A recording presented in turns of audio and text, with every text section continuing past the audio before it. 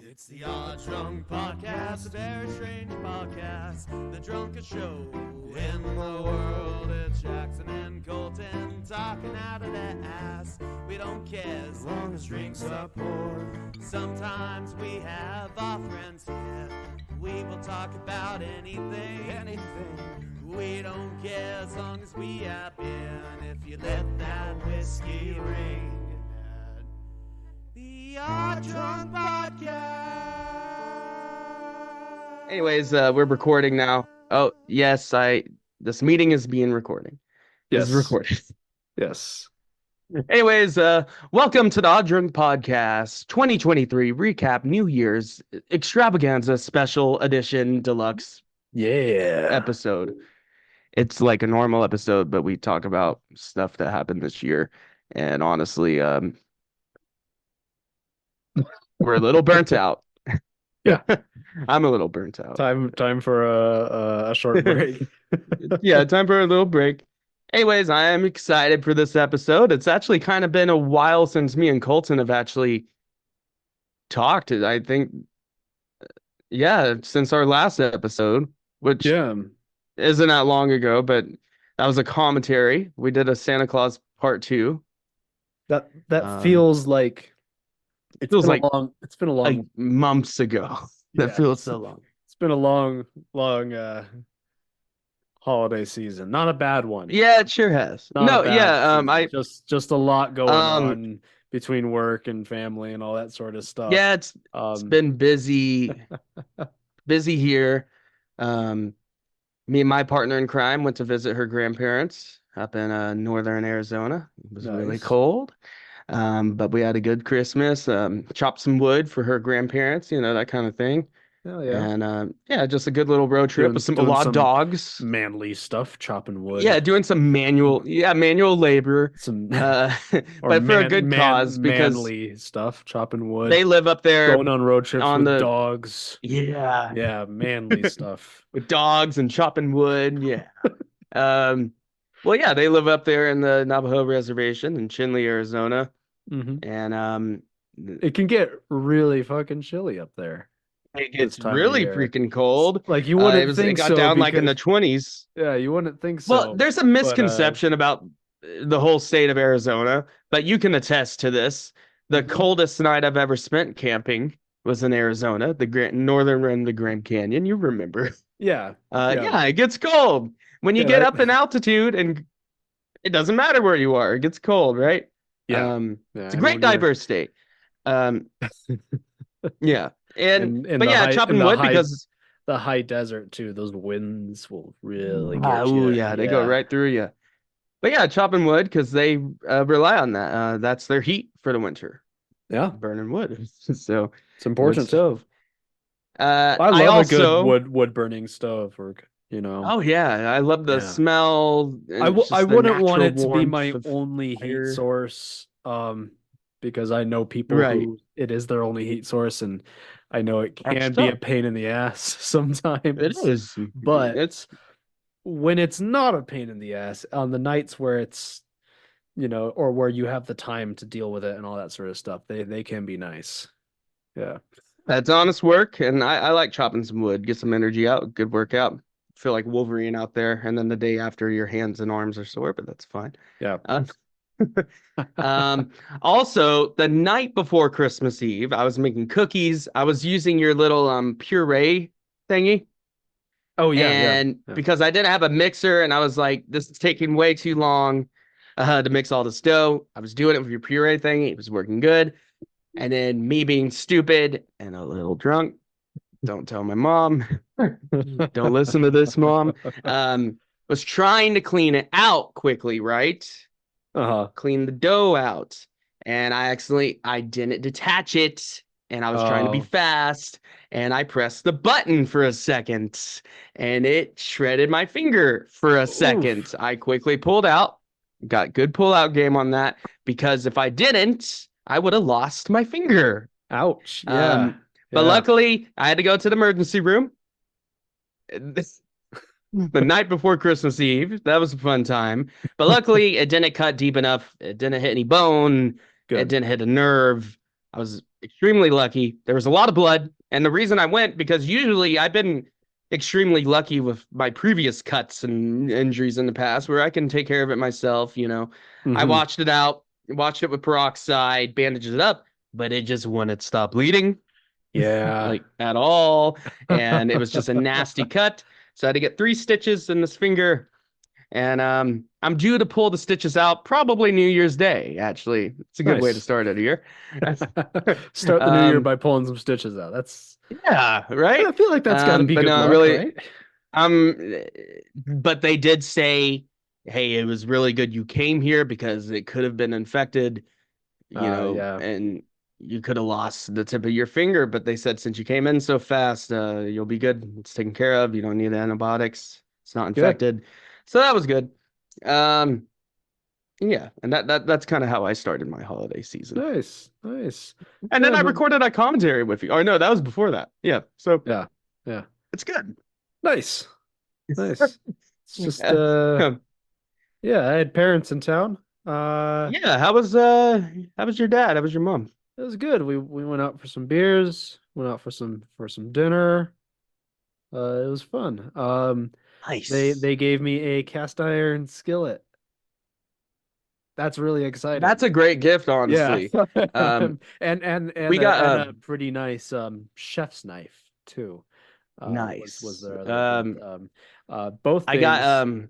I mean, if you would have asked me 6 years ago, I would not have been so stoked about those. right. But now, I'm like, I can make proper shepherd's pie Well, now. there you go. So Well, this point in that's our very adult exciting. lives, Yeah. it's a common meme for young adults, that 10 years ago we would have hated to get underwear for Christmas. Yeah, or Now I socks. literally got underwear and socks for Christmas, and I was so happy because, I've been buying the things I want. Really, the things I want I already have, right? Right. Except for the Steam Deck. Maybe my tax return, right? Because I'm really excited for the new Steam Deck, the OLED edition. Or I hear it's it's really from what nice. I've heard, it's not even just like a minor upgrade. I heard it's a pretty significant upgrade, actually. Hmm. That the They memory's a little faster, yeah. and the screen's not just brighter and nicer looking, but it can run 90 hertz if you can get a good game running that good. Good for Yeah, you. they Um, upgraded the battery a little bit too. that's I longer battery mean, life. I from what I understand, it's not so much of an upgrade that like someone like me who has the previous It's gonna model be a Steam Deck, I don't feel the need to upgrade or anything like that. But right. if you're gonna buy a Steam Deck, Yeah, they why can't would you get the old model? Get the they OLED. can't call it the Steam Deck 2. Yeah. It's just an upgraded version. But yeah, I would like to get one of those at one point. It's redundant though. I have a good enough PC setup to last me a couple more years, especially depending on the games I play. Got a Hmm. PS5, got a Switch. I've been playing some cool Switch games. We'll get into that. But before we go on, let's talk about what we're drinking tonight Yeah. for the rest of this year, actually. This is probably what I'm going to be drinking the rest of the year. Get it? Because there's only like 2 days left. Yes. So what are you drinking? I know Well, you got some cool stuff. I got two things. So I made a drink here. Um, I got some champagne, or I don't think it's not specifically a bubbly, of some kind. And I made like a spritz here with it using some. I have a friend who is a distiller, local distiller, and he took some of their bourbon and he put Wow. some cherries in it in a jar and let them soak, and he let me take one of them home. Mm. And so I took some of the juice, the cherry soaked bourbon in there and made a spritz with that, um, and some champagne. And then I also have just a little glass of some Dewar's 15 here to sip on. Nice. Yeah. Um, I also bought some champagne. I just got some was it Books or Brooks? Cooks. I can't no Cooks. Cooks, yeah. Yeah. California champagne. I'm gonna save it for New Year's, even though I Mhm. work the morning the next day. So but still gonna save it for New Year's. Um But I've got some special beer here from Eagle Brewery, and I found out they're out of the UK somewhere. It's imported. Yeah, they're from the UK. It's a banana bread beer. Ooh. I've seen this before. And I haven't I always look at it and I'm like, that's cool, but it's a 4-pack for like $15. It's fancy. Yeah. Pretty good stuff. It Nice. tastes like you would expect. It's basically a lager, just slightly banana forward. It's good. Nice. Would I get it again? Probably not. Just because it only comes in 4-pack for that price. But pretty damn good though. I'm not trying to knock it. Like it's actually really good beer. Just if it came in a 6-pack for a little bit cheaper, or 6-pack for the same price, honestly, I think that'd be more worth it. Hmm. I rarely get 4-packs anymore. I only get them for the podcast. Yeah. Just to have same. something new to try, right? Yeah. Yeah. When Because and honestly, usually when I'm interested in some type of beer that comes in a 4-pack, I try to catch it in like if it's been singled out or something like that, right. Just get one. That's good stuff. I also got, this is kind of a classic for me at least, some Kraken. Ah, nice. I got the Arizona edition. Nice. I haven't had Kraken in a long time. I went to Yeah. a new liquor store today called Best Liquor. We got good reviews, and I went there. They had a great beer selection. They had all kinds of crap beers I've never heard of. They've had a lot of ska there. I came very close to getting ska, but at least I know a place where I can get good ska. Yeah. So that's good. Because, ska is a big enough brewery where you can find it most places, especially in this region of the U.S., Western U.S., Southwestern. Yeah. You definitely Yeah. find I it. know you can find ska not down in every- LA.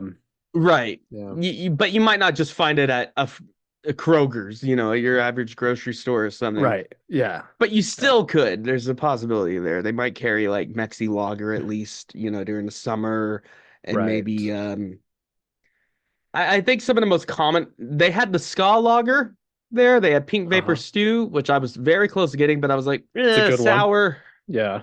It's a good sour though. It is. Yeah. It's a good Um, sour. Sours are just kind of like you got to be in the mood for them, Right, and I wasn't quite in the mood. But yeah, it's a good enough beer store. I think that is a more accurate term. But in terms of Nice. liquor, well, for one, and I understand this, they had all, because it was like one guy running the store, they had all the liquor behind the counter. That's Mm. fair, Yeah. right? Yeah. You look, because there's a lot of theft, big city. I technically got it in Tempe, which is a college town, so that even makes more sense. Yeah. But their liquor selection was just the most generic, like I looked at the rum section, right? Just Captain Morgan, Bacardi, Some Admiral Nelson. Admiral Nelson's, nothing in particular special. No plantation, no bamboo. Hell, even Walmart has bamboo here. But I was like the Kraken, and it's the Arizona edition. And you know what? I actually kind of like the Kraken still, even Yeah. from my college days. It's not something I would get all the time, but it's not bad. Going back to the Kraken now, after the hype has worn off, because I remember when I first got Kraken, I thought it was so cool, right? It's a spice rum, and it's got a Kraken on it, and it's a cool bottle, like a pirate bottle, right? Yeah. Yeah. And then I realized there's way better rums out there Mm-hmm. for about the same price or a little bit more, right? Yeah. But for a spice rum, I mean, not bad at all. I mean, spice I rum will is still. I don't get spice rum that often. spiced rum is basically just like flavored It's nice rum, this time of year, but right? it can be nice. It can Yeah. be good sometimes. Yeah. I think the best flavor thing I've had this year so far that I would actually get on a maybe not a regular basis, but every once in a while would be. Let's do this. Let's do this as part of a segment of this episode. Yeah. What is your standout liquor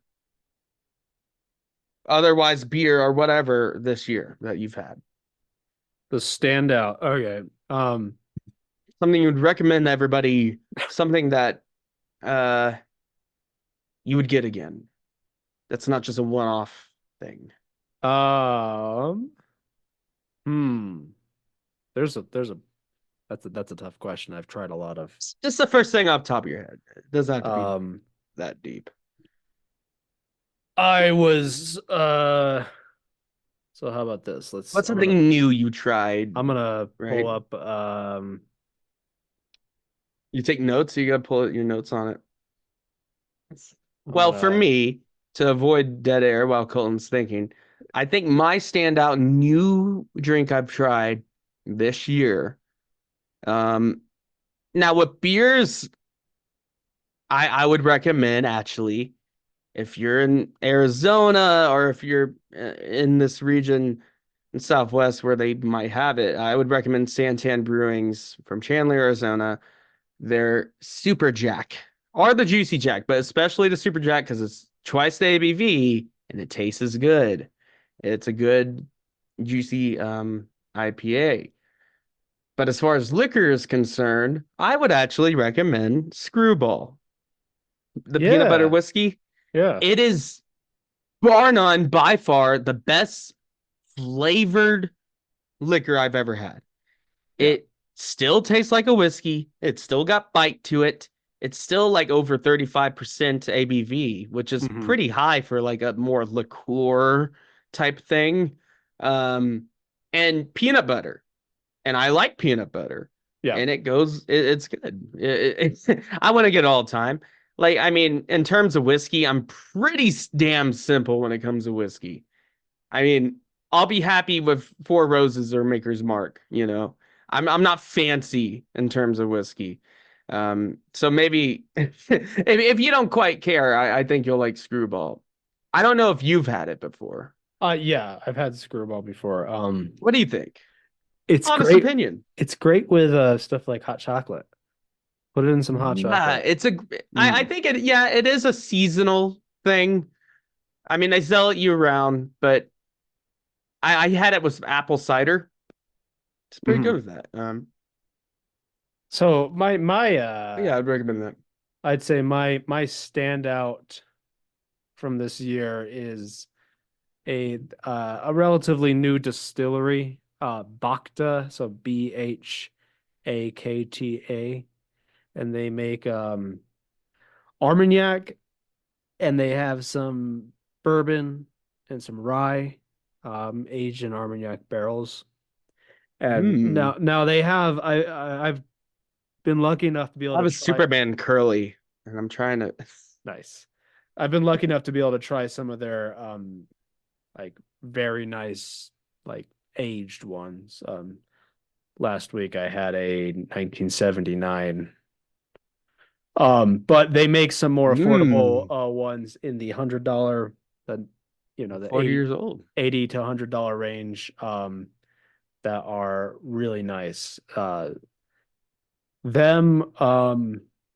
got to try this gin.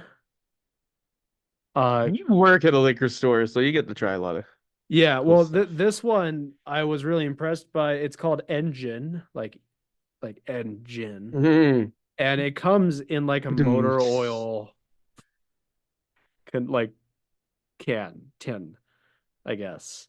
Right. And it's an Italian gin. It's not like a super expensive. It's like $40, something like that. But I thought it was cool because it's one that if you saw it on the shelf, you might pass it by and not think much of it. But it was actually really good. Yeah. And then I have to mention, because we had it on the podcast this last summer, but I think my standout beer for this year was the Rio Lento from Four Noses, their Mexican lager, which is nice. I think one of the best Mexican lagers on the market. You remember that one? It's the Mexican lager with lime and sea salt. Oh, that one was amazing, and I had it this year. Actually, that would be my standout beer of the Yeah, it would be. That That's was the best damn Mexican lager I've ever had so because good. it Yeah. comes with the lime. You don't have to put it in. Yeah, but it doesn't It's like good. overdo it on the lime or anything like that. No, it's subtle. There's another It has one a from little bit of a another. saltiness to it. Yeah. It's Yeah, really there's some good other stuff. breweries that do a similar idea. They have the lime and salt in the beer, but some of them don't. They overdo it a little bit. But Four Noses, I think, does it just right. Yeah. My mouse, I don't know what I did with my mouse, but it's like moving slow. And I went into Yeah. settings, but I got a Razer mouse, so it probably has separate settings to make it work right. But it's moving slow and I hate it.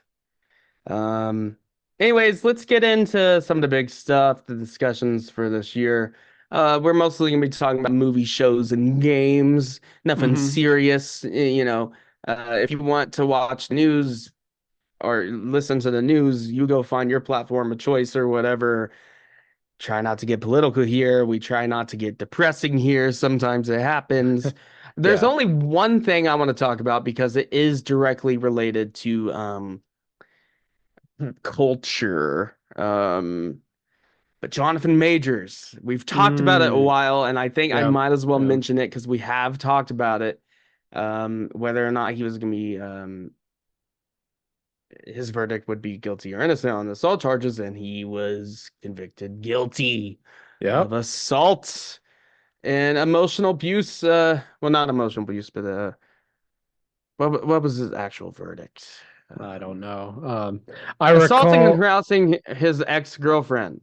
Uh, Uh, which, yeah, yeah. he's guilty. I He recall deserves it. Like when. he's fired. Marvel fired him. They're not Yep. playing the game where like. I recall The thing when I the respect from allegations Marvel, first came out. I recall we talked about it a tiny bit on the podcast. Um, and we tried to give him the benefit of the doubt. yeah, Like, yeah, I tried to be let like, me oh, explain myself we here. heard these Um, things, but I we've had so many controversies with celebrities and stuff. I was just hoping that this one would turn out where it was nothing, or he yeah. was innocent, and not because I care about him in particular, but because his character, I thought he did a good job as King, but at the Hmm. same time, that storyline was going nowhere. It was nothing. Yeah. When you have a villain that has infinite variance, there's no stakes to it.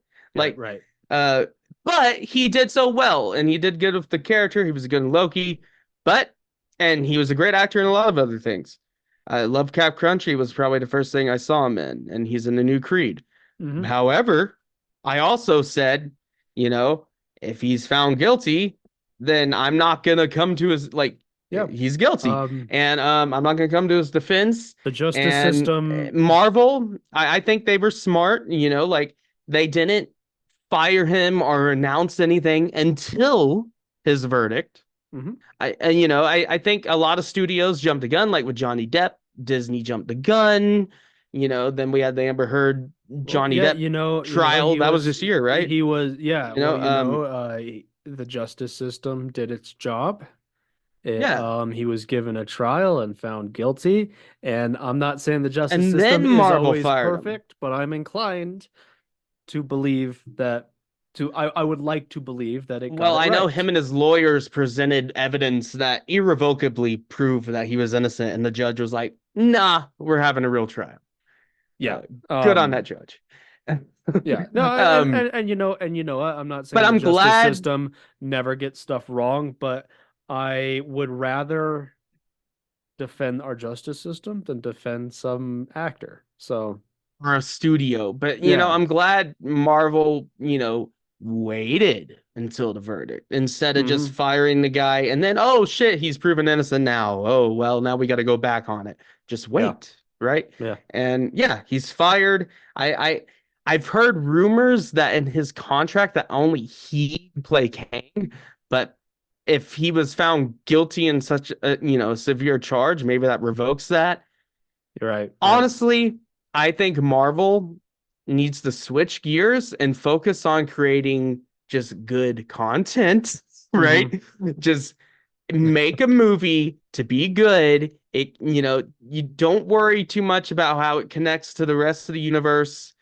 Don't make it a cameo porn, as James Gunn has put so nicely recently. He's in charge in new DCU. Also, speaking of the DCEU, with their Right. last movie, Aquaman 2, I heard it was terrible. It was bad. Big flop. I haven't watched it. Nothing against Jason Momoa. It's cool that Patrick Wilson's in it, you Mhm. know. And James Wan, I don't think his vision was seen with the second movie, because the first one made over $1 billion, and I still haven't seen it, but right. But like what James Gunn said though, so like next year there's only going to be like one DC movie, and it's an Elseworlds thing, the Joker 2, More Jokers, whatever it's called, Uh-huh. Lady Gaga. But he said that, it's good that they're going to have this year break, and the next major DC movie we're going to see is his Superman movie. And that's going to be the movie that shows not only can DC continue to make a cinematic universe or whatever, but do we care? Because this year has shown not all of the superhero movies flopped this year.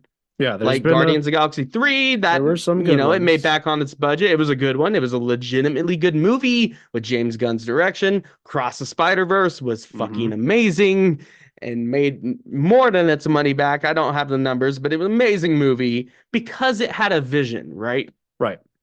Yeah. And then you look at the ones that failed, the ones that were massive flops. So Ant-Man Quantumania, flop, $200 million flop, right? It had no creative vision to it. It was just filmed in a closet, green screen, in the volume, whatever. It just had no real artistic vision in it. And that's not me going against the visual effects editors and designers. They're being pushed to change the costume, the character's costume with a week's notice, stuff like that. Yeah. It's that people appreciate. I think this year has proven more than any other year, well, in recent years, that people are not only picky with their money when they see a movie, but also they're like, oh, we can just wait till streaming. So to get people out of their homes into those movie theater seats, you have to create something that people care about. And to make something that people care about, there's directors and the writers and the producers have to care about it. There are movies this the year actors have to care about that you take Indiana Jones, Dial of Destiny. Ooh, we'll get into that one. Not a great Huge movie. flop. It's not a great movie, but it's not like the worst movie this year by far. My opinion has changed on it a bit since our yeah, review. I mean, it's not great, but it's not completely terrible, but it's the biggest flop of the year though. Or at least one of them. Well, and it's one of and I think there's a lot of factors here, but I think what we've learned, what studios have learned, or hopefully will learn from, is that you can't just do another nostalgia bait movie. Yeah, or I think it's a property everyone knows. What you were saying, where this is a movie that like, I'm not going to defend it as a good movie, but like I said, it's not like the worst, most egregious film ever, but they failed to create anything that anyone gave a crap about. Like, right, and it's not just there's not fans of Indiana Jones out there. Of course there are. But the movie we got wasn't, to be quite frank, an Indiana Jones movie. It didn't feel like it. It was too. I respect Harrison Ford for, wanting Indiana Jones to be an old man and be played that way, and not to be presented any other way.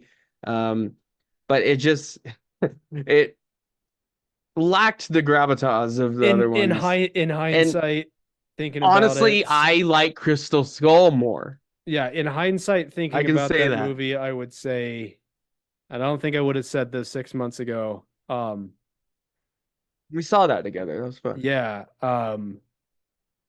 I think I totally, in hindsight, would be okay with them rebooting the franchise if they did it Right. right. Give it Give it some years. a fresh coat of Yeah. paint for modern audiences. Right. I want to talk about. So I mean, we'll get into like the best movies of the year, but Yeah, there's definitely a lot to talk about there too. It's not all bad. are there any movies of this year that surprised you? Oh, I got one right off the top of my head. Easy. Saw X.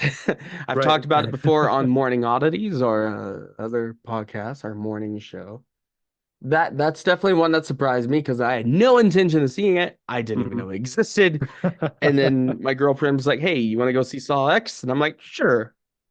Got nothing going on right tonight. And went and saw it, and I was like, "Yeah, it has all the gore and stuff, if not more so than most of the other Saw movies. Very gory." Yeah. So, if you get queasy from just a sight of blood in a movie, you definitely wouldn't want to see this. But it actually had a cool, just character-driven story, revenge story. Tobin Bell just does a great job as Jigsaw. Like, you believe in his character, and you're like, yeah, I can see why he tortures all those people. Well, no, you don't understand it, but you can at least see how the character got that way, right? Yeah. Yeah, yeah, that was a big surprise. I think another one for me was, in terms of surprises, it's probably New Hunger Games. Right. That's another one where I had little to no interest in seeing. I've seen the other Hunger Game movies with Jennifer Lawrence and everything. Still didn't quite much care about them. I understood why people liked them, right? And I had fun with them. Yeah. But, it wasn't something I had to see. But saw the new Hunger Games movie, and yeah, it's 3 hours Hunger Games prequel, Is it? It's right? a 3-hour movie. And it feels like a 3 hour movie, and it is a 3 hour movie. But it was good. I enjoyed it. Like it felt like just watching a long show. Like when you're binging a show, yeah, there's some pacing issues here and there, but you stay stuck in the story just for the sake of the story and the performances. And yeah, it did a good job. Yeah. Otherwise, I think as far as new releases, I'm not sure if anything else really surprised me in particular. Everything else I saw, I pretty much expected what I got. I mean, I guess the new Five Nights at Freddy's movie, it surprised me that it wasn't terrible. Like it went in with It was extremely low actually expectations.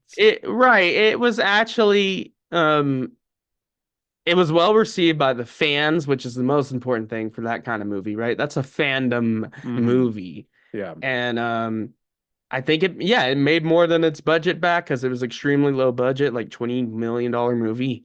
And I think it ended up making, let me see. But, it was just a fun Halloween. It was a fun movie to see for Halloween. Yeah. It wasn't in particular a scary movie, definitely not. But it had those elements, but it was like just a fun horror movie, which I think there's definitely a place for those. Just a fun horror movie that even kids could see, that kids would like, that adults should be able to like, right? And it's just got that kind of corniness to it, but also fun factor. And I think that, that was also kind of another surprise because I thought it was just gonna be, terrible. But Matthew Lillard's in it. He's the what's his name? William Afton. He's the villain. He's Springtrap. Right. So yeah, it ended up grossing 295 million. That's impressive. What do you know what the budget was on it? I know the budget wasn't much. I don't know why they never include the budget compared to the gross when you $20 million budget. So yeah, they're definitely gonna make more of those. It's fun. It's I think it Definitely. is definitely what I respect about it. It's for the fans. Like, if you're not a fan of it or know anything, yeah, you can have fun with it, but there's a lot of lore and a lot Uh-huh. of um just stuff they throw in there that they don't explain. They just throw it in there. It's just a nod to the fans, which, that's cool. Hmm. Um, Yeah. I think what about you? definitely What has surprised you? my main movie that surprised me was Dungeons and Dragons Honor Among Thieves. Still got to see that. That's the one that stands out to me because I didn't think much of it. It looked okay, but it looked like a very generic, like fantasy, like trying to get in on like fantasy trends type of thing. But I thought it ended up being a very charming movie. Um, I thought the cast Nice. was really, really good in it. Chris Pine is a lot of fun. Um, and as a fan of, D&D, it did a good job. Um, Yeah, I heard it feels like D&D, right? yeah, yeah, and it feels like D&D not just in the sense of the world, but the characters and how they interact feels like your typical like shenanigans that a party of D&D players would get into. It feels a lot like Right. that. Yeah. Yeah, I like that. That was a lot of fun. Yeah. Um, Another one I enjoyed was Elemental from Pixar. I haven't seen Um, that one. I mean, I don't think it's like one of Pixar's best movies or anything, but I wasn't super interested when it came out, and my fiance really likes that movie, and I watched it with her. Um, and it's a really cute little animated movie. It's fun to watch. Nice. Yeah. I think it was one of the only Disney movies to break even this year. Yeah. Well, I guess not counting Guardians 3 and It's been a pretty bad year for Disney. yeah, Um, that's been rough. uh, You want Peter Pan and Wendy. what? Oh, that When yeah. did I? Well, that was straight to streaming, right? I think it might have been. But it dropped all the way back in April, but it's pretty bad. Uh, let's see, what are all the Disney movies this year?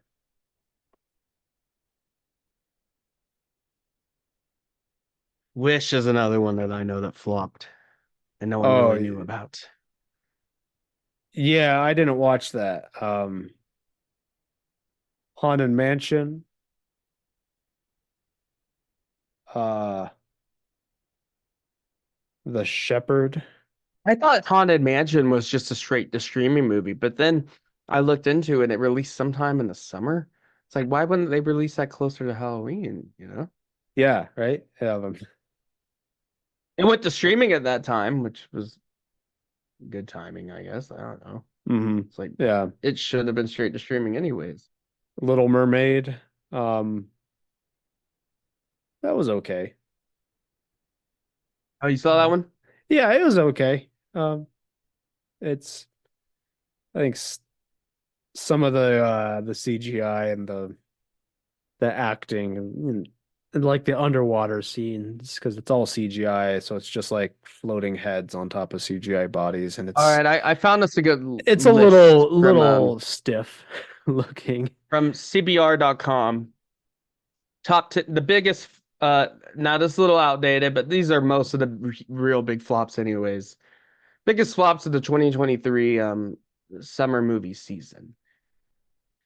So number 10, Little Mermaid, budget of 250 million. And that's not even accounting for marketing, right? With marketing, is probably closer to 350, maybe close to 400 million. Who knows? Mhm. That's something we never really know. But budget 250 million ended up grossing 563 million. So even if you don't account for the marketing, it didn't make its money. Fast X. Now that's another one. I was surprised it didn't do as good as It it did because I mean I thought it would do better because a lot of people like those Fast and Furious movies Mm-hmm. for some reason. You know, family, right? Vin Diesel. But of a budget, I didn't even know that came out this year. Well, budget of 349 million ended up grossing 719 million. And if you doubled the budget, you know, really not looking. Transformers Rise of the Beast on a budget of 195 million, made 427 million. Ouch.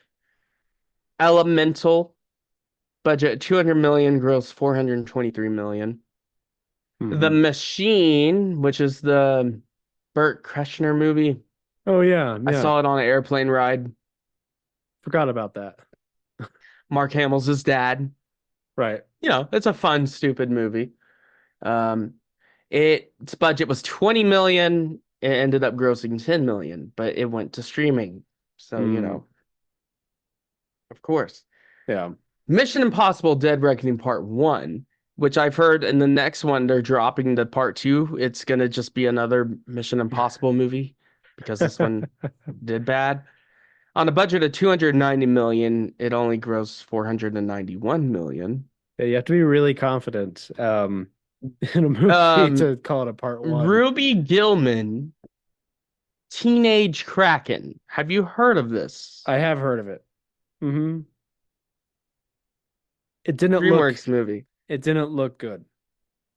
On a budget of 70 million, which is relative, that's quite low for an animated picture these days. Mm-hmm. Only grossed 400 million. I mean, no, 40, not 400. Oh, I was that gonna would say be that amazing. doesn't sound like a flop. That's It grossed 40. It didn't even break even. The Flash. Still one I've yet to see. I've seen scenes of it. I've The seen the bad Flash. CGI bits. The Flash was okay. Quite bad CGI. It's You saw okay. it? Yeah. I mean, if you go I into heard there's it, a lot of just soulless cameos, and yeah, Nick so Cage like didn't even know his cameo. what I'll was... say is it's okay, except for this. There is just one sequence in the movie where they just cram soulless and honestly also distasteful cameos, like CGI. Yeah, they bring back cameos. George Reeves and Christopher Reeve.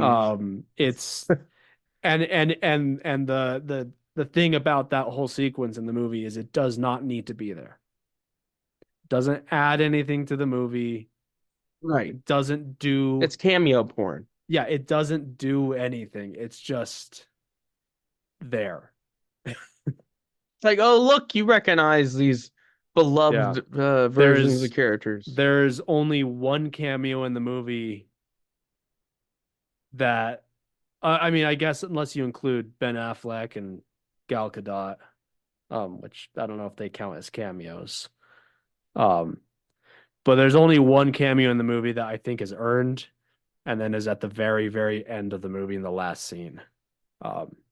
But all of that whole sequence with all the CGI cameos. He's in the George Clooney universe now? Yeah, where George Clooney shows up. That's the only cameo that feels justified.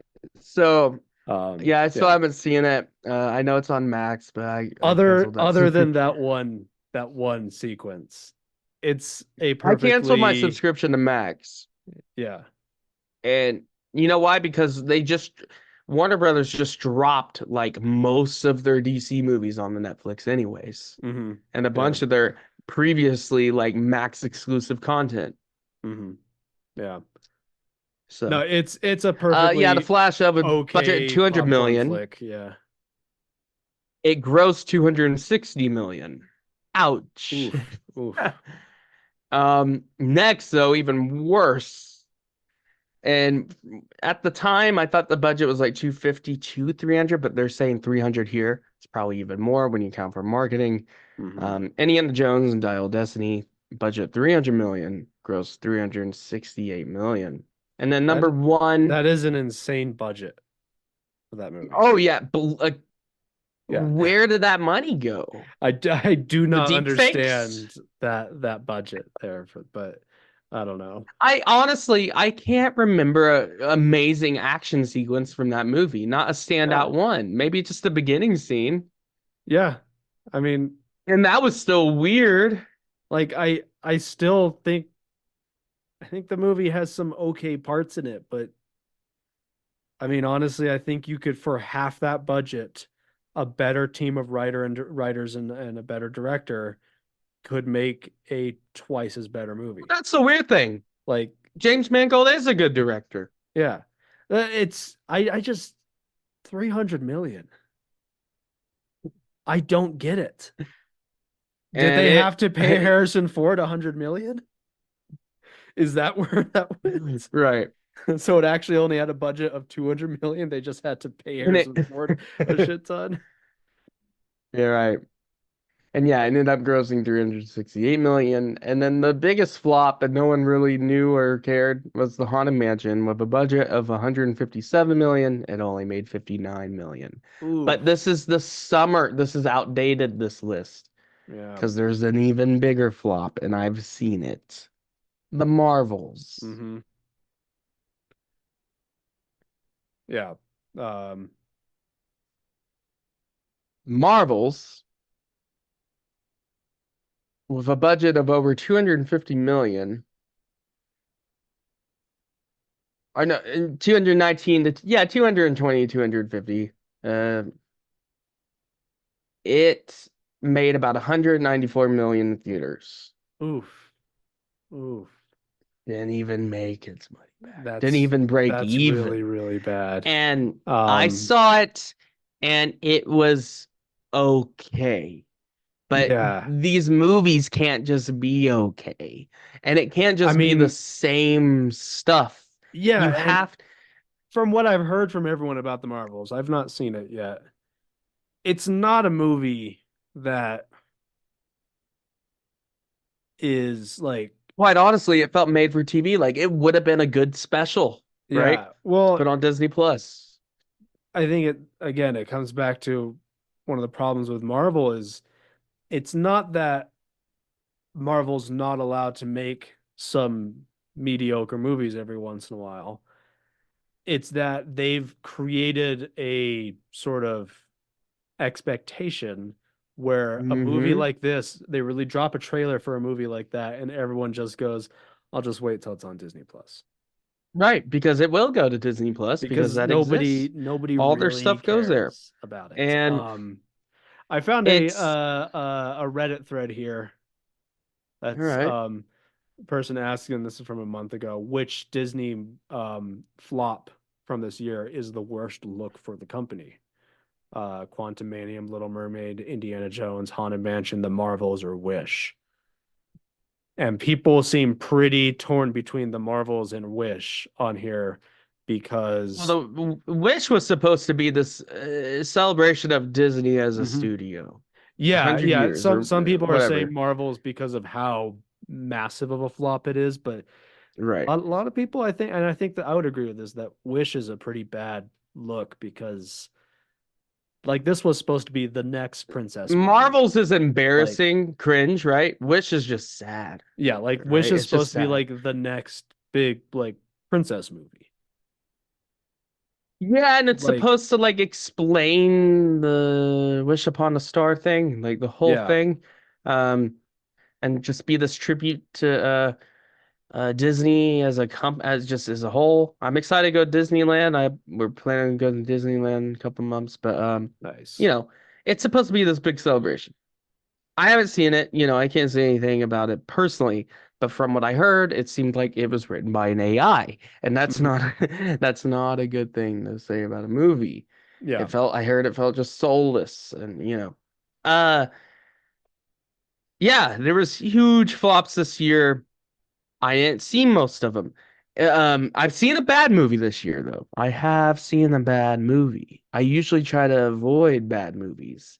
And, I'm not one of, if there's like, I still saw the Marvels because I was just giving it a chance. And I wouldn't say it's a bad movie. It's just a mediocre movie, which is not what you need to put out there, especially for $200 million budget, or $300 million budget, whatever.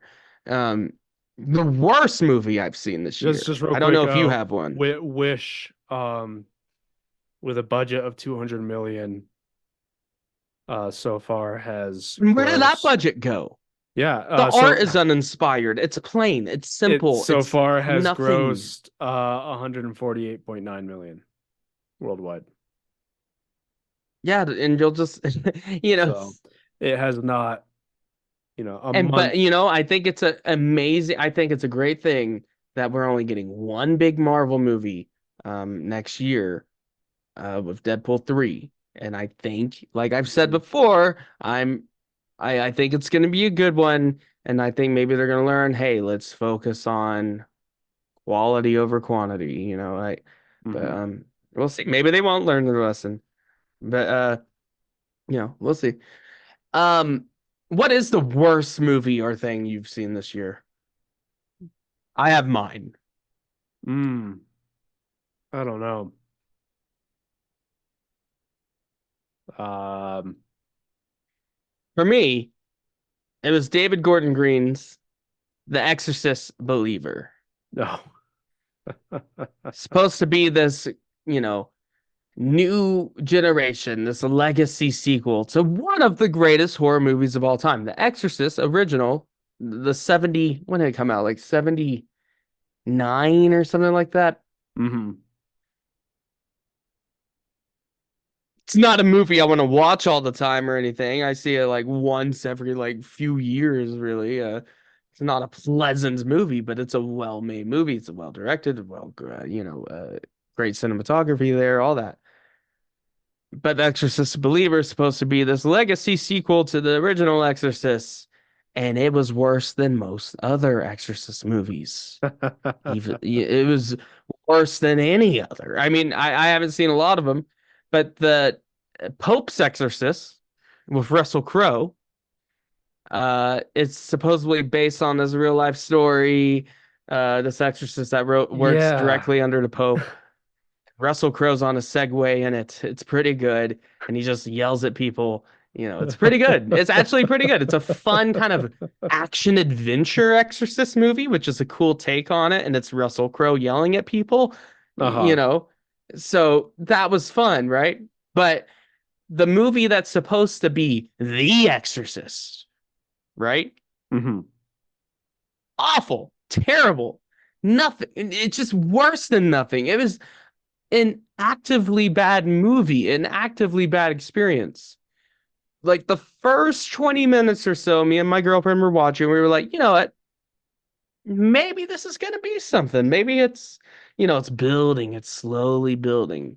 And then it flashes scary images at you and expects you to be impressed by it, but it's nothing. It's not scary. It's not entertaining. It's just gross. It's just weird, uncomfortable.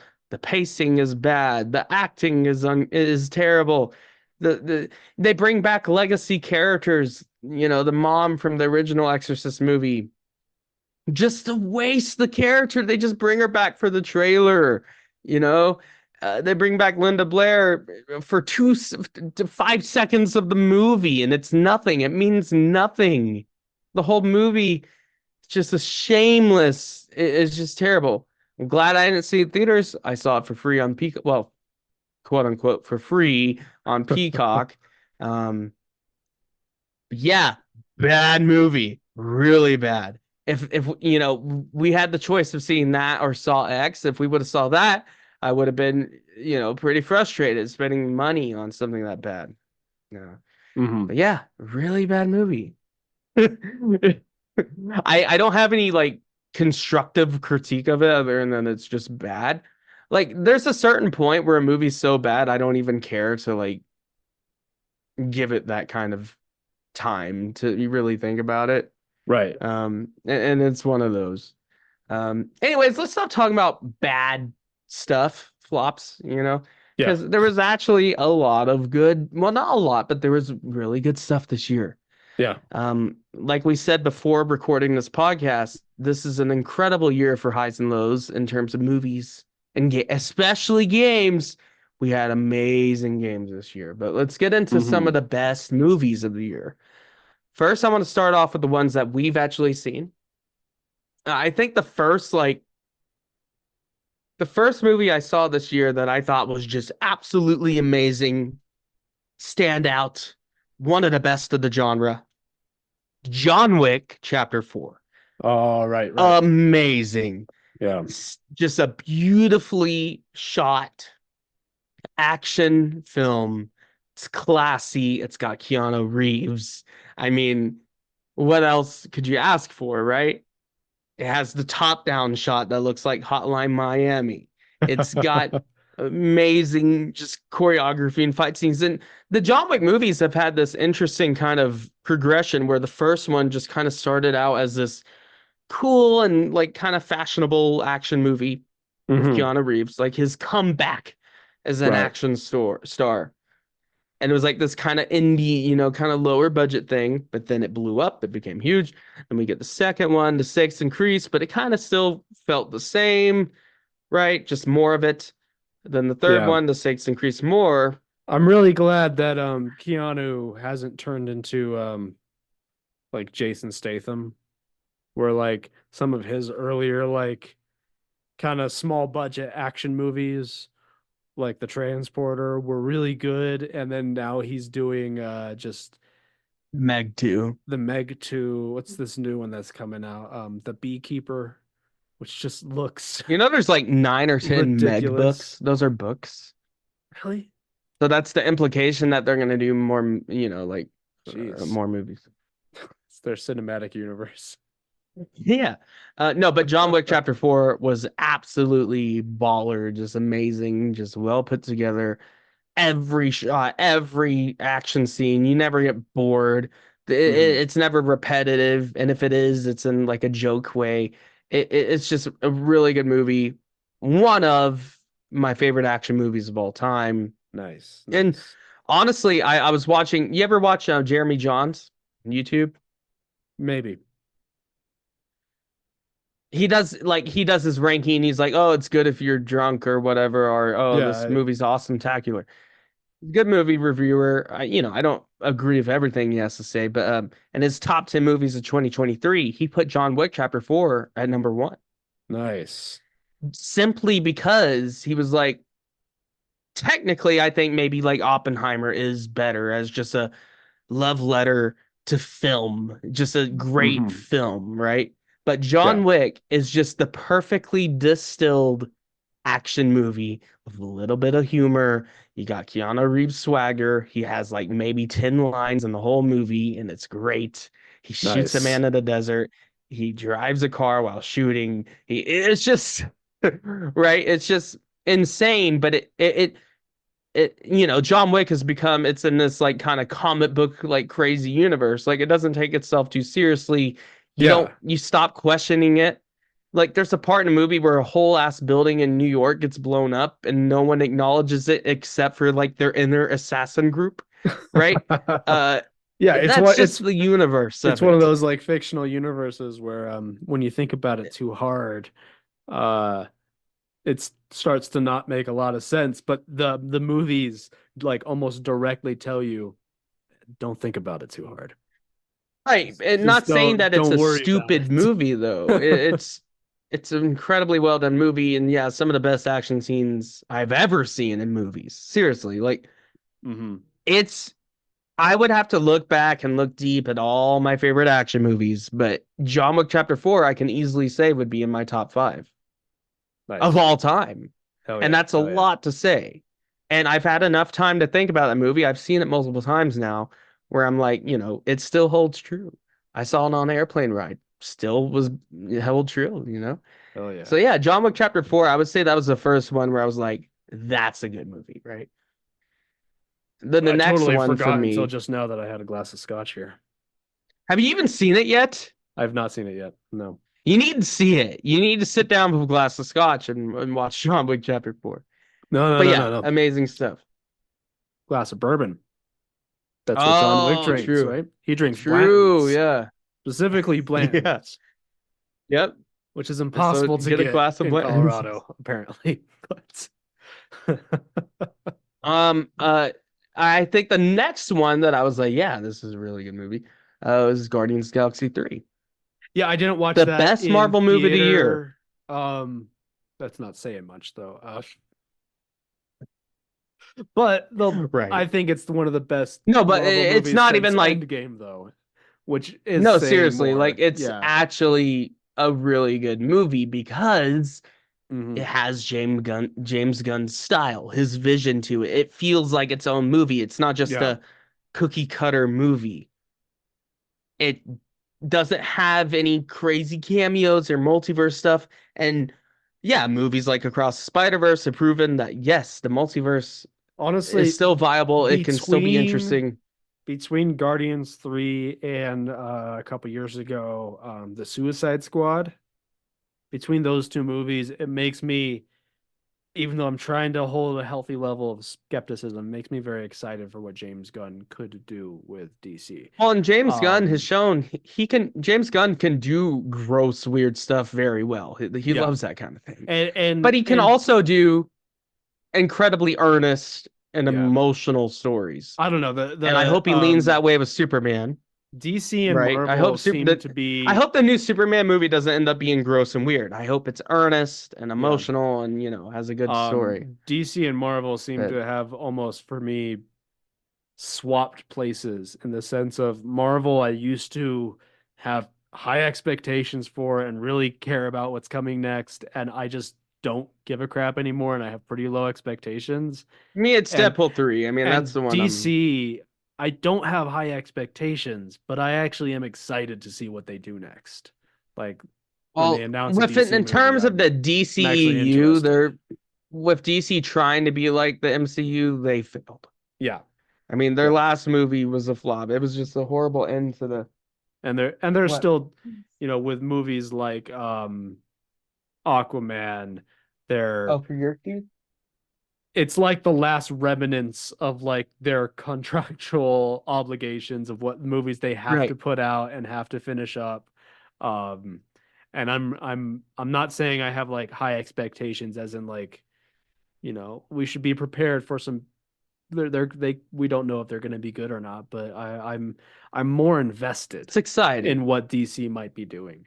Um Well, in DC, even while they were doing the DCU and, we get the Justice League movies and all that, they still have movies like the Batman and like the mhm, Joker, where yeah. it's just a And movie with its creator's and vision and DC it's DC is I think we've talked about DC versus Marvel before a bit, but while I generally prefer the Marvel universe, DC has some of my favorite characters of all time, right. And yeah, they're basic bitch characters, you know, Batman and Superman. Everyone says they love Batman and Superman, but for good reason though. Batman and Superman are Right. awesome characters. So, but yeah, Guardians 3 was really, really Guardians good. 3 is an example of what future MCU movies have to be, Yeah. right? They need to be. And that's another reason, like, I like Multiverse of Madness so much. And I've talked about this 100 times by now on this Hmm. podcast. It's a kind of mixed reviewed movie. A lot of people don't like it. A lot of people like it. There's not really an in between there. I absolutely love it, especially compared to most of other Marvel's recent stuff, because it Hmm. feels like an individual movie with its creator's vision. It has all the Yeah. same Sam Raimi-ness of it. And Yeah. Guardians 3 has all the James Gunn flavor and direction of it. And it feels like its own thing. It can be in the MCU, right? But it feels like its own movie. It's its own Yeah. movie. You could I just mean, watch it I and enjoy mean, it. in a lot of ways, that's also why I liked Shang-Chi. It's not as unique as Doctor Strange, and it does devolve into a CGI battle at the end in the third act, Right. which isn't great. But at least the first like two acts of the movie, it at least tried to be kind of like a cool like kung fu Yeah. movie, and it Yeah. still felt very MCU action sequence, like with how it. Then, like with But Guardians 3, with the amount of practical effects and actual sets they mhm, used, it just felt real and tangible. And, yeah, you cared about these characters, right? And it just has that emotional through line. It just, yeah, great movie. And honestly, yeah, I would even put it over maybe even Spider-Man No Way Home Yeah. I think I because it would, doesn't rely just out on the of the sense MCU. of, I think by itself it's a better movie. Spider-Man No Way Home is It one of my that favorite MCU relies. movies, but I'll admit it's because I'm a big Spider-Man fan and I love the Tobey Maguire and Andrew Garfield Well, Spider-Man like, let's movies. go into it. Like, Like, even if you haven't seen any of the other Spider-Man movies, you would be lost, right? mhm. It's still technically good, right? Yeah, Good it's fight still a scenes, decent good, movie, but but it relies, and it's kind of hard to take this out of it.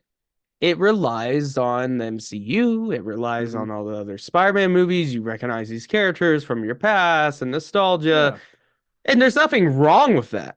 Yeah, and as far But as it's a just good movie to with see something. a lot of nostalgia bait and all that sort of stuff, Right. No Way Home did it right. It did it incredibly well. That's what the Flash Um, should have done, yeah, right? The Flash Um, tried to do the but same Guardians thing, but just did a 3, really terrible job with it. yeah, Guardians 3 relies on you have seen the previous Guardians movies. Pretty Mhm. much that's it. You don't have to have seen the rest of the MCU to understand this. And it just is a great cap off to that trilogy, and yeah, just a great movie on its own. And Right. it shows, and it shows you can do a movie in your cinematic universe, but you don't have to pander to that. You don't have to make it rely on that. Yeah. Just use the characters you have. I don't know. It seems easier than said, I guess. I don't know. Yeah, yeah, we The first talk movie, as if we would we be able forgot to to mention one. run a cinematic universe, but Right. I forgot to mention a movie because I just kind of forgot about it. And Ant-Man 3 Quantumania. mhm. Wow. Not only a big flop. We did mention that, but I watched it a second time at home Mhm. on streaming months ago, back in May. That's the last time I've seen it. I had no intention of seeing it again unless we do it for this podcast. That's pretty much where I stand. It is, I don't know. I'm torn between that and Thor: Love and Thunder as far as the Phase 4 movies is the worst I because think Thor and Love and Thunder was more just viscerally offensive because it was something I yeah, cared about and thought would be good Mhm. because Taika Waititi nailed it with Ragnarok. Thor: But then Love and Thunder. he recently came out and said that yeah, for a paycheck I didn't care about these characters. And I'm like, fair enough, I mean, yeah, fair, it but happens. we could Yeah. definitely see it with Love and Um, Thunder. Love and Thunder is a movie where I think it has some individual sequences that are pretty fun, Right. right? Like if they had released Thor: Love and Thunder, the entirety of the movie as little shorts on YouTube, it would have been a little bit better. It Not just, even but Disney Plus. as a movie stitched together, it makes no fucking sense Right. and No. doesn't work. And Ant-Man, I think, but that was last year. is the complete opposite of it. It's easier to follow, but it has not a single part of the movie stands out as remotely I like Paul interesting. Rudd.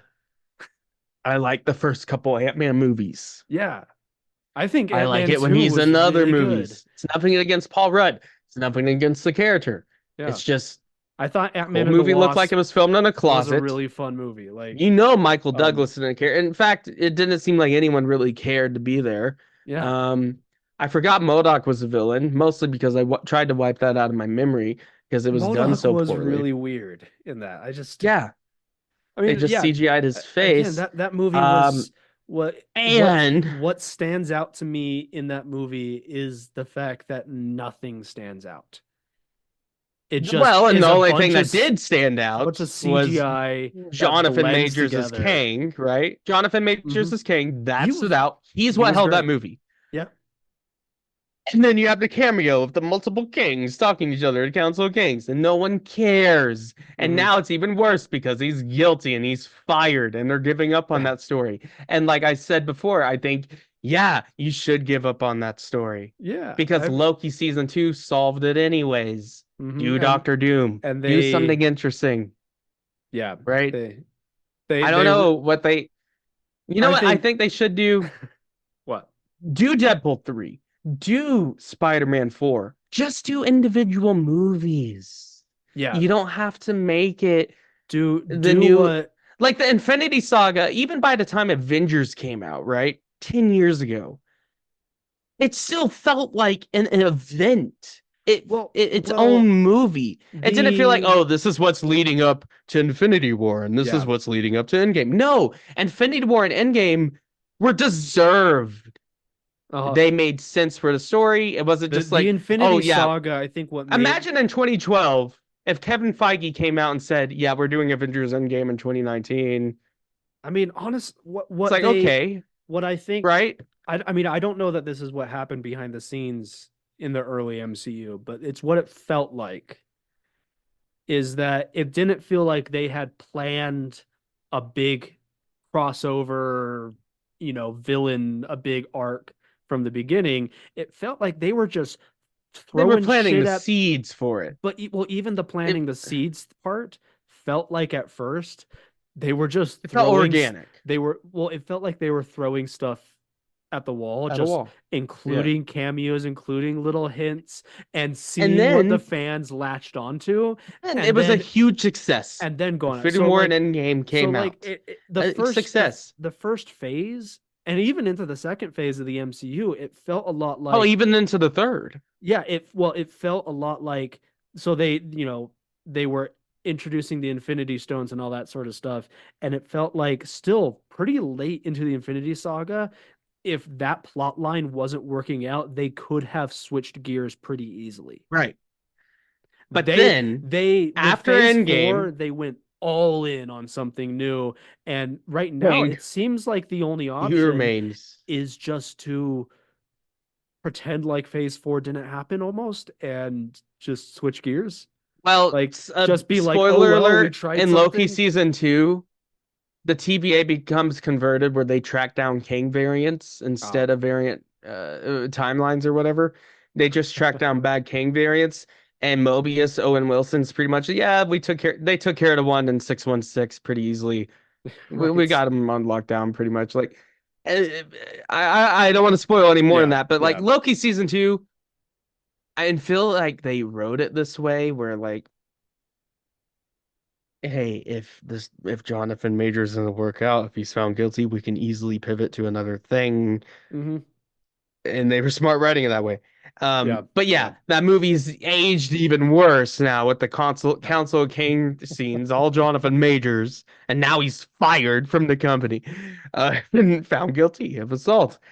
So Yep. yeah, doesn't age well. I've seen it twice. Second time I realized how bad it was. The first time I was like, oh, this is bad, but I'm having a fun time. Yeah. Yeah.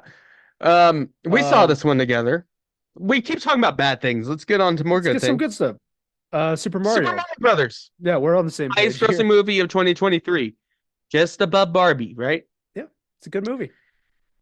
I liked it. I don't know why people have to hate this movie. Yeah, like I why? saw Come a on. list of They like played it safe. I saw a list of like Sure. the worst movies of 2023, and they had Super Mario Bros. On there, and I'm like, what are you talking about? Like, yeah, It's a kids movie it's not about the Oscar Mario Brothers. worthy. It's not No, but it's a generational amazing film we'll be it's not like talking about yeah, and in it's a not like decade. Across the Spider-Verse where it's But it was just a fun. piece of art, right? I'd watch it again. Like, It's a fun Mario movie. It's exactly what a Mario movie should Yeah. be, right? I finished watching it and wanted to go play some Mario afterwards. Isn't that the point of the movie? Right. Like, And it was good. And well, obviously, I mean, it was the biggest blockbuster of the year, Mm-hmm. and they're gonna make more of them. I do hope like maybe the next one feels more creative, right? Not just playing it so safe. Right. Yeah. Who knows? But as far yeah, as I don't know like, why anyone yeah. would. If you are a Mario fan or even just a casual fan, or even if you just know what Mario is, I don't see why you would not like the movie. Of course, it's a kids movie, and yeah, I mean, I think Chris Pratt does a good enough job. He jarred me a couple times while watching it, but we were also on a couple shots Yeah. of some shooters. I forgot what we had, but Jack Black is great in it. You know, Charlie Day's Luigi, Anya Taylor-Joy. Yep. Her It was Furiosa movie looks really good. that I'm Excited for excited for that. that. I'm a big fan of the Mad Max universe. I mean, it led to the success of that led to Nintendo announcing they are developing a live action Legend of Zelda movie, which Right. people are very nervous I about. mean, Tom Holland's gonna be Link, right? Or Timothy Chalamet. I think he might be better. Or go with a completely off. Let's get Robert Pattinson. Why not? Tall, brooding Link. Um, He plays it the same way as he plays Batman. yeah, yeah, exactly. That'd be pretty good. Thinking back on it, I know it's a last year movie, but the Batman. Yeah. I mean, what do you think? I liked it a Just lot. real quick. Well, I watched He's a it. good Batman, right? I watched it this I don't year, see how I a think Batman it fan is. would not like his version of Batman. Yeah. I get that you don't like his Bruce Wayne, Yeah, but and that's part of the story. well, the thing I like, I could nitpick that movie a little bit. I mean, it's Right. not perfect. It's not The Dark Knight. You can nitpick any But movie. Well, even The Dark Knight's not perfect. yeah, but The Dark Knight's not a good Batman movie. it's at least as good as Batman Begins, which is a pretty damn good Batman movie. Batman Begins is still my favorite Batman movie, actually. Yeah. Batman Begins is fun. But no, the Batman is, I think Batman's damn close. the thing I liked about it the most, which I felt was refreshing, that I don't think we've really seen in a Batman movie. Actually, I take my statement back. The Batman and Batman Begins are the two best Batman movies Yeah. as far as the character goes. Well, what I loved about the Batman is Bruce Wayne has a character arc in it where he learns a lesson. Right. He learns that he has, because he inspired the Riddler, so he learns that he needs to also be a symbol for hope, and he needs to He has to actually be Bruce help Wayne. people and all Yeah. that sort of stuff. And that's, I mean, I don't know. I really liked that the ending of the movie was him. There's like the flood in Gotham, and it's him helping the first responders pull people Yeah, out helping of National wreckage. Guard and Like, everything. I don't Yeah. like. I thought that was cool. You got to see a Batman who you got to have all the dark, fun, like I am vengeance Batman stuff, but you Because also got in to see a most superhero Batman movies, you being a only ever see them legitimate hero. like you'll see them save people like out of a fire real quick or whatever, and then they're Mhm. mostly beating up bad guys. But just seeing him helping the first responders and stuff, Yeah, just being there, and yeah, that was great. And it's the next Batman For- movie, I for think, is being not such, coming out like, till a 2025. yeah, something like But, that. Yeah, for being such a and, dark movie, it ended on a very positive, hopeful. I think James Gunn note. I don't think he's even cast his new Batman. I don't even know if he's thought about it much. I think he's Yeah. mostly just been thinking about his Superman movie because that's been cast. David Cornsweet, a relatively unknown actor. He's been in some minor stuff, but he has the look. And I heard he's buffed up, and I'm sure he'll be a great Superman, a great Nice. Clark Kent. I would see a great Clark Kent because the last great Clark Kent we got, Brendan Ralph and Christopher Reeves. Really just Christopher Reeves because Brendan Ralph just emulated that. Yeah, Brendan Ralph's good, but like I want to he see a was good just Clark doing Kent. it. Yeah, But, no, because I really like Superman. But James as a Gunn character, recently and they said just that kind of ignore the Clark Kent part a lot. that the Batman universe that who directed it?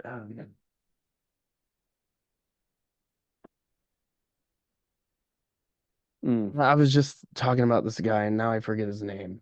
Matt Okay. Reeves. Right. James Gunn basically said it's up to Matt Reeves whether or not he wants his Batman to be like in the DCU. He's Okay. leaving it to him. I mean, I respect that. Honestly, I'd prefer if he wasn't, because I think the Batman. The other thing that it's I'd rather it be in its own like detective dark noir universe, right? That's the other thing I liked about the Batman It's a a lot detective. was it just really stood out as like this could be just its own thing and its Right. own And maybe version it, of the it probably DC should be. universe, like a really cool take. Again, I think on we talked about it in the podcast after I watched it. The Gotham that they built is Oh, was it's one of the great. best Gothams. I I mean, loved how they portrayed Gotham, and uh, Christopher Nolan tried to do kind of a, weird fictional Gotham in the first and Batman mhm, Begins, but then Dark Knight was just Chicago, yeah, right? And the Gotham has to have that personality. yeah, Tim Burton's Gotham is probably the best, hmm. but But Matt Reeves' Gotham is a really good blend of modern and also gothic what I and like about the Matt dark Reeves one, and whereas like the Tim Burton one is it's straight up like a cartoon comic city. right. The Matt Reeves one, it feels like a real city, but a distinctly it feels like a fictional city. Right. Anyways, enough talking Yeah, about Batman. yeah. We can do another episode Move on on. that. Easy. What's another one you've seen? Yeah, I Across mentioned the Hunger Spider Games. Verse. Oh, yeah, let's talk about that. I mean, it's kind of redundant. We've done a whole episode on it saying it's Yeah, like one of our favorite movies ever, right? it's And one of my going favorite back and movies watching ever. it, it's still one of my favorite movies ever. I It's love it. still one of the greatest animated movies ever, if not the greatest. I I don't know. I have not been the part two, whatever it's gonna be called. I don't remember. Um, I I know it's gonna be a while.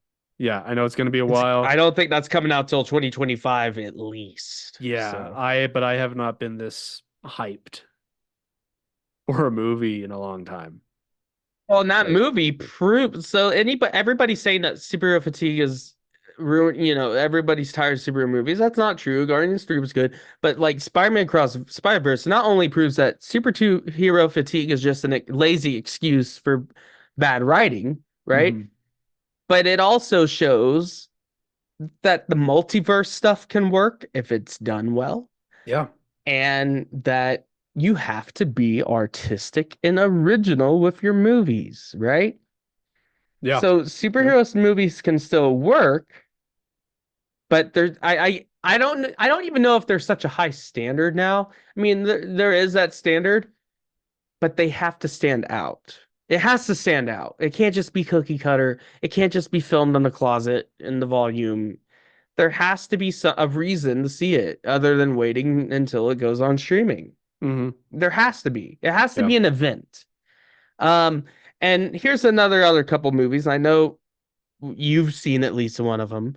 Hmm. But Oppenheimer and Barbie released the same Yeah. day in I July. still haven't seen Oppenheimer. Um, Oh man. I really need to. Yeah. Yes, you do. Um, It is amazing. But those movies felt like an event. They were events. People had to go see them, right? And I saw them. And mhm. Barbie was a fun, good movie. And like I said, it's one of the, Barbie I was mean, awesome. I loved it. yeah. It was I mean, and that was a movie where And like it made over $1 billion, it that was right? a movie where I saw the trailers. It looked fun, but it wasn't like a movie I was excited for. My fiance wanted to go see it, so and I was like, Yeah. yeah, it looks like I would enjoy it at least a little bit, so let's go see it. And man, that might be my favorite movie of the year other than Across the Spider-Verse. Because yeah, I know there's It's been like just it's a just a 200. fun, I know good there's been a movie. ton of like straight to DVD, like cheaply animated Barbie movies, but nobody knows about those except for their kids or whatever. Hmm. It's not an overly saturated thing. It's a thing people recognize, Hmm. but it's not overly saturated. And Greta Gerwig got to, you know, make a movie with her vision, her version of Barbie the character, Hmm. while appeasing to general audiences, but also making something fun and creative and Right. uh something that you would want to go to the theaters for. And Margot Robbie does a great job, and Ryan Gosling is up for Best Supporting Actor for it. Yeah. uh, Best Kid. Great stuff. Yeah, Um, it's a and great then movie. Yeah, the same day, Oppenheimer releases this dark, nihilistic look at J. Robert Oppenheimer, the head creator of the atom bomb and the Trinity test, and has all this guilt about creating. I have become death, destroyer of worlds. All this, Cillian Murphy. And then it also does well. Why? Because in its event. Because people know Christopher Nolan's going to put out a fucking crazy it's an movie, event. and it's a love letter to film. It's just a great movie. No CGI was used.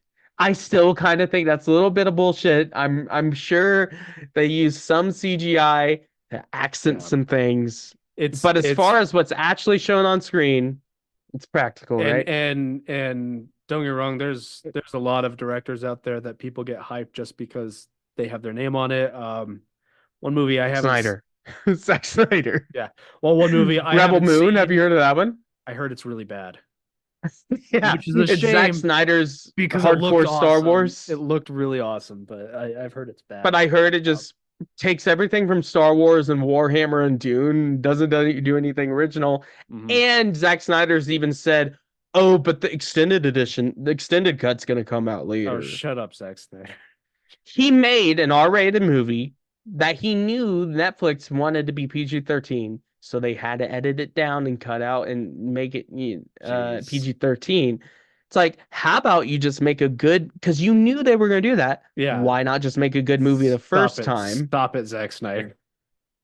And his movies have to be 5 hours to show his vision. Like, I don't think Zack Snyder has made good movies. Yeah, 300 but is awesome. He is not a good writer. And he is not a good editor. Yeah, no, he's got a good vision, right? Yeah. But he makes all these bloated movies that has to have talented writers and editors behind him. And if he doesn't have that, then But you know, going back to Christopher Nolan is there's directors that people get excited when their name is attached to it. One movie I haven't seen this year, but I've heard is very good, Killers of the Flower Moon. Still gotta see that. Martin Scorsese. Martin Scorsese sad and dark is one of those directors where it's like he's made some of the best movies of all time, but he also, I don't think not everyone gets hyped for his movies anymore because he's just been like the boomer superhero movies aren't real movies and you guys don't know what you're talking about. He's just been very public about that, which I think has soured people on him a bit. Another one Ridley that came out this year. Yeah, I was gonna say Ridley Scott. Napoleon. I heard it's a weirdly, very historically inaccurate. I've heard it's okay. Look at Napoleon. But Ridley Scott is like, people have soured on him a little bit because he comes out with these movies. He needs to stop, right? Yeah, because he's made great movies. He Blade Runner, Alien. He comes out Gladiator. With these movies and every single movie that he's come out with in the last like 5 or 6 years seems to be he releases it, everyone shits on it, and then he gets really, really butthurt about it. Right. Another movie I want to talk about. Napoleon's okay. I forgot to mention that. Christopher Nolan is one of those directors that people haven't soured on him yet. Right. Because I think he actually. I heard Tenet is weird and like hard to hear, like the dialogue and everything. I haven't seen that one yet. Yeah. But Oppenheimer was just real. It was, I saw it in IMAX on 70 millimeter, the way Christopher Nolan intended, and it was a really good time. And yeah, it's a dialogue-heavy movie, but there's really great practical effect shots there. It's just a well-made movie, right? Mm-hmm. Yeah, I would recommend Oppenheimer. Another movie I saw that I forgot to mention was Cocaine Bear came out this year. Anyways, yeah, that's a fun one. But the new the Mutant Ninja Turtles movie, Mutant Mayhem, produced by Seth Rogen. They got a bunch of actual young teenage kids to voice the Turtles. Seth Rogen's in it, Ice Cube's in it. I think Michael Cera might have a part in it. I don't know. His buddies, basically. But a great movie. It's it's kind of got that Spider-Verse style to it, but a lot of anime movies will do that now. Puss in Boots did it, and it did it well. and the new Ninja Turtles movie. Not as much a surprise. I knew I was gonna have a fun time. I'm a huge Ninja Turtles fan. I was gonna have fun with it, whether it was good or not, right? Just because I Mhm. like Ninja Turtles, even though the Michael Bay Ninja Turtles are horrifying, uh, and I refuse to. But me and Mayhem was a lot of fun, and I just want to give that one a quick shout out. If you want a fun animated movie that you don't have to think much about, but it's a fun love letter to one of our favorite franchises, then go for it. Yeah. Um, Also, I would like to mention Evil Dead Rise that came out this year. Right. Really Right. cool. Um, it's an Evil Dead movie, but it's its own movie. Like it's in the universe. There's very slight references to the previous movies and to Bruce Campbell, but it's its own Evil Dead movie. It's in LA and high rise on a rainy night. And uh the actress, I mean, they all ham it up and it's a fun, gory mess, right? So Yeah. I'd recommend that one. Uh Um. but my favorite movie of the year, Yeah. it's really close between Oppenheimer and another film. And the other film is Godzilla minus one. Right.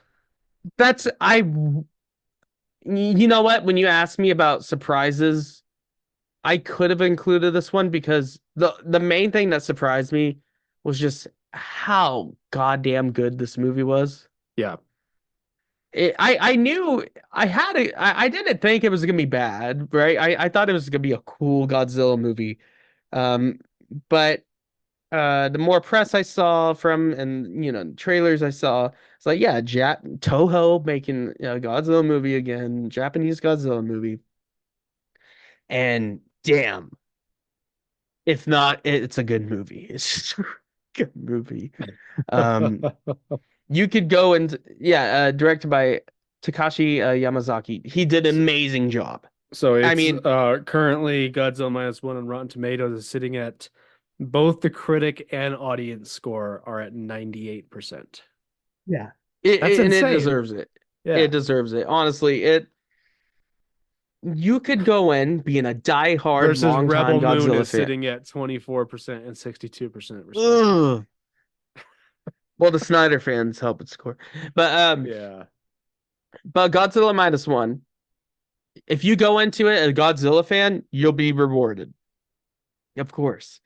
But if you go into it only just knowing what Godzilla is, just being a casual, right? Maybe you've seen a couple of the American ones, it's gonna blow your mind Hmm. because not only it's the best God, well, it's a whole discussion, but I can honest, honest down to my heart say that yeah, it's the best Godzilla movie because it's a good movie otherwise. Like, there's a lot of movies you go into, like with Godzilla, like Godzilla vs. Kong. Yeah, it's a stupid, but honestly, like with the new American, with the legendary Godzilla movies, I love that they're just redoing the Showa era where it's just crazy, where you have a bunch of monsters fighting each other and there's little to no plot and it's just monsters fighting each other, right? Hmm. And they do it well. But Godzilla minus one gives us this uh, historical drama, looking at post World War II Japan and after all the bombings, after nuclear bombs are dropped in Nagasaki and Hiroshima, and then Godzilla shows up. And but it has that character drama, the emotional story there, the emotional core, where Godzilla isn't the only thing you care about. Like you're not just sitting in the movie waiting for Godzilla to show up again because that's why you're there. No, you're just enjoying the movie. You're enjoying the dialogue. You're enjoying the characters. It's filmed well and yeah, when Godzilla does show up, he's a huge threat. He's not just a cartoon. He's this horrible force of nature, Yeah. right? And that's what he should be. And yet, I couldn't recommend it anymore. Godzilla minus one. Uh, Jeremy Johns rated it as second on his list. He had it beating out Oppenheimer. For Nice. me, man, I think it's right there with Oppenheimer. It's hard to put it above it, but I can't really say it's any worse. I think in terms of just pure enjoy, just like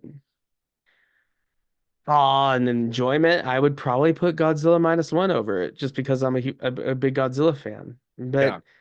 Yeah. otherwise, if you're not a Godzilla fan, I would say it is at least as good as Oppenheimer, right? Nice. Yeah. Um, and from what I've heard, yeah, they hint at it in the movie a little bit, but they eventually plan on doing sequels. This is their new Godzilla franchise with Toho, but they don't plan on doing one in a rush. They don't plan on doing it just for the sake of it. And yeah, it's made a $15 million budget, and the director said, "Oh, I wish we had that much." And it's made close to 100 million worldwide. Yeah. That's insane. They're definitely going to do more, but I have faith that the next one is going to be at least maybe not better, maybe not, but hopefully not worse. But it'll be interesting to see what they do with it. Yeah. But otherwise, if they do nothing with it, if it's just a standalone Godzilla movie, well, good for it because it captures the spirit of the original and modernizes it, but it has that same emotional pull as the original. Yeah, couldn't recommend any more. One of my favorite movies of the year ever. Fuck I yeah. mean, yeah, So great I movie. want to, I mean, I'm gonna want to talk about some video games before we end off here. Yeah, But yeah. real fast, let's talk about some of the TV shows for the year. I think I think there's not a ton to say that we haven't said on the podcast, either on this podcast or over on Morning Oddities, but let's go over some of them. Let's see here.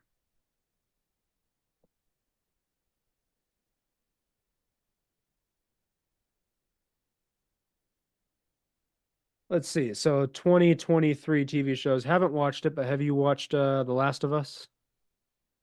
I have. Definitely Oh, recommend it. A great video nice. game adaptation.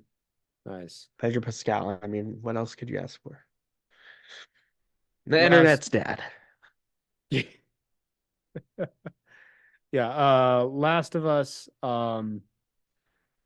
Ahsoka was this year. Yeah, and I enjoyed it as a Star Wars fan. Is it one of the best shows I've ever seen? No, but Uh, it's a great Star Wars show. um, I know my favorite show of the year, season 2 came out this year, but I also discovered it this year is Our Flag Means Death on Taika Waititi on HBO. Oh yeah. That's a great one. What else came out this year? Loki season 2, right? Yeah, Loki season 2 was honestly, aside from Across Spider-Verse, that was probably Marvel's best thing. Nice. But yeah, Well, if you just don't wanted. count Marvel, I don't know. Yeah, Loki season 2 was great. I saw some of Secret Invasion. Wow. I didn't even Nice. bother with that one. I I thought it was liked gonna be cool, right? I I like to thought it was wait gonna be like a Winter until Soldier-esque. with Disney Plus shows. I like to wait until the end until it's all out and binge it. And I was told by Right, everyone, don't even fucking bother. including myself. Yeah, I watched like 4 episodes. I bailed on the last few because yeah, it was just going nowhere. It was bad. I would also recommend Monarch: Legacy of Monsters for more yeah. Godzilla content. It's a Godzilla renaissance, isn't it?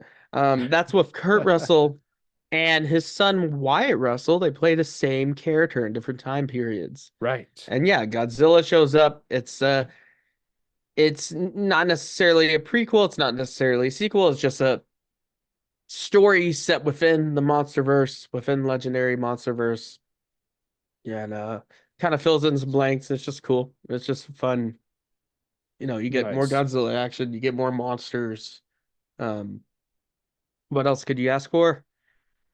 Yeah. Kurt Russell, good stuff. I would also, yeah, the latest season of What We Do in the Shadows came out this year. I think Right. season 4. Yeah. That's a lot of fun. Um, What If season 2 came out just recently. Just I they have released like one episode a day. I I've haven't seen a few of watched the it. episodes. Um, It's fine. It's all right. I mean, I think what's cool about it though, this run around, there's less episodes that are just like, oh, the movie, what if something happened in the movie different? No, it's like a whole other thing. Like each of the episodes feel like their own story, which is pretty cool. Um, Another one I would recommend didn't come out this year, but I just started to get into it actually. The Morning Show. Jennifer Aniston, Reese Witherspoon, mm, Steve Carell, um, lots of other people. It's just kind of this dramatic comedy about a morning news show like Good Morning America and like all the drama behind it and allegations, and it's a dramedy, but it's a good one. And Steve Carell gets to there's a lot of Michael Scott type moments in there, which is pretty nice. good. Nice.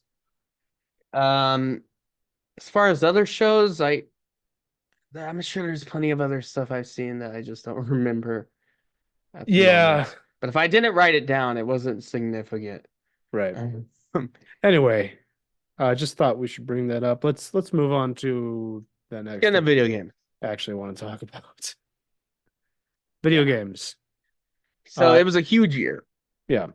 Uh, Baldur's Gate 3, yeah, the box, I mean, game of the year. I mean, Mhm. we've talked about it. One of the best CRPGs I've ever played. I think most people would say that. Larian Uh-huh. Studios, you nailed it. It just feels like D&D. It is, and right? And I can't wait to play it more. Yeah. And we definitely got to play it with our old buddy Cheese. Yes. He has been playing it now.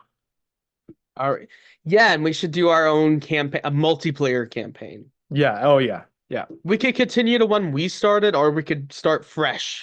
I don't Mhm. care either way. Um, So yeah, just get that out of the way. Yeah, Baldur's Gate 3. Other ones. There's a lot of other ones. so the first game in the year that like I played was Hogwarts Legacy. Yeah, that was pretty early. That We've was like in not talked February. about that much since it came out. No, Um, we haven't. For good reason. I don't think there's much to say, but so recently, well, I guess so when it came Switch out, port came out. yeah, and they made it work somehow. I mean, they split up. It's not like a full open world in the Switch version. It's like Oh, really? little world cells. It's weird how they made, but they did somehow make it work. Which is impressive, I guess.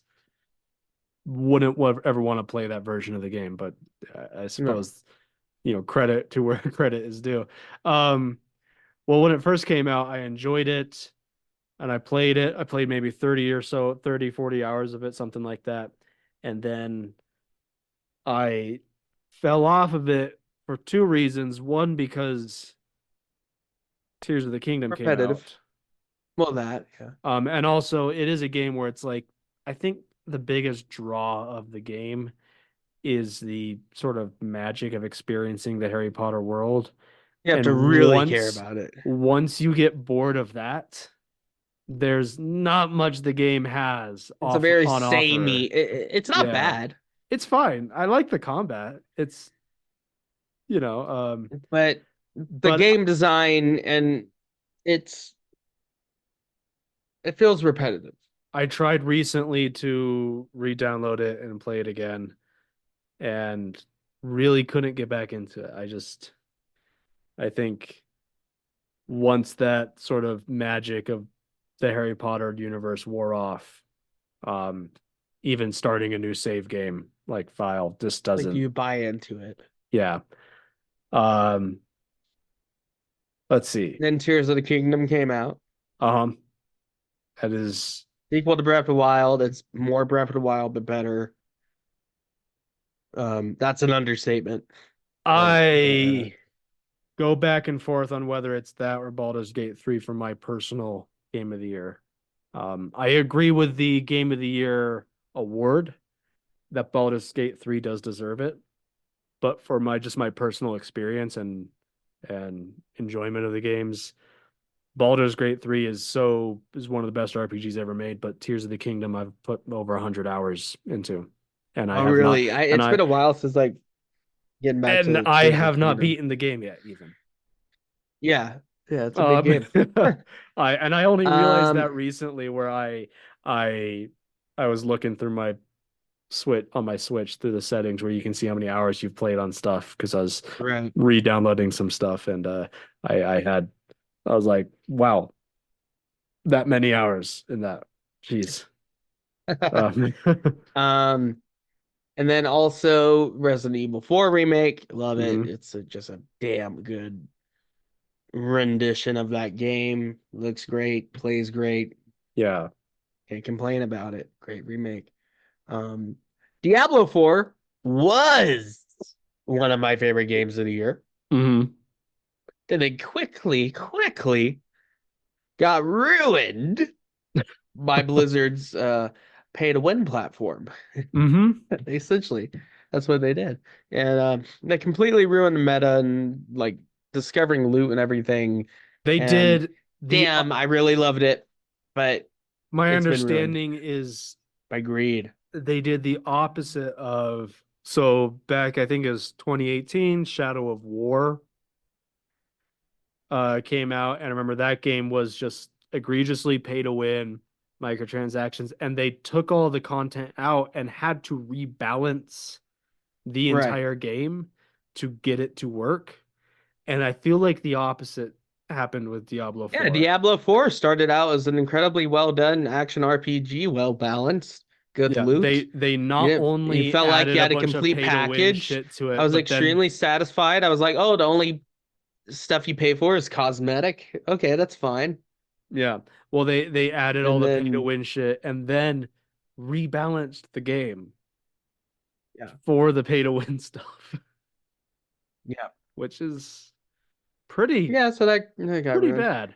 Um, Another one, and then around the same time, one that I played a lot, and I intend on finishing, Final Fantasy 16.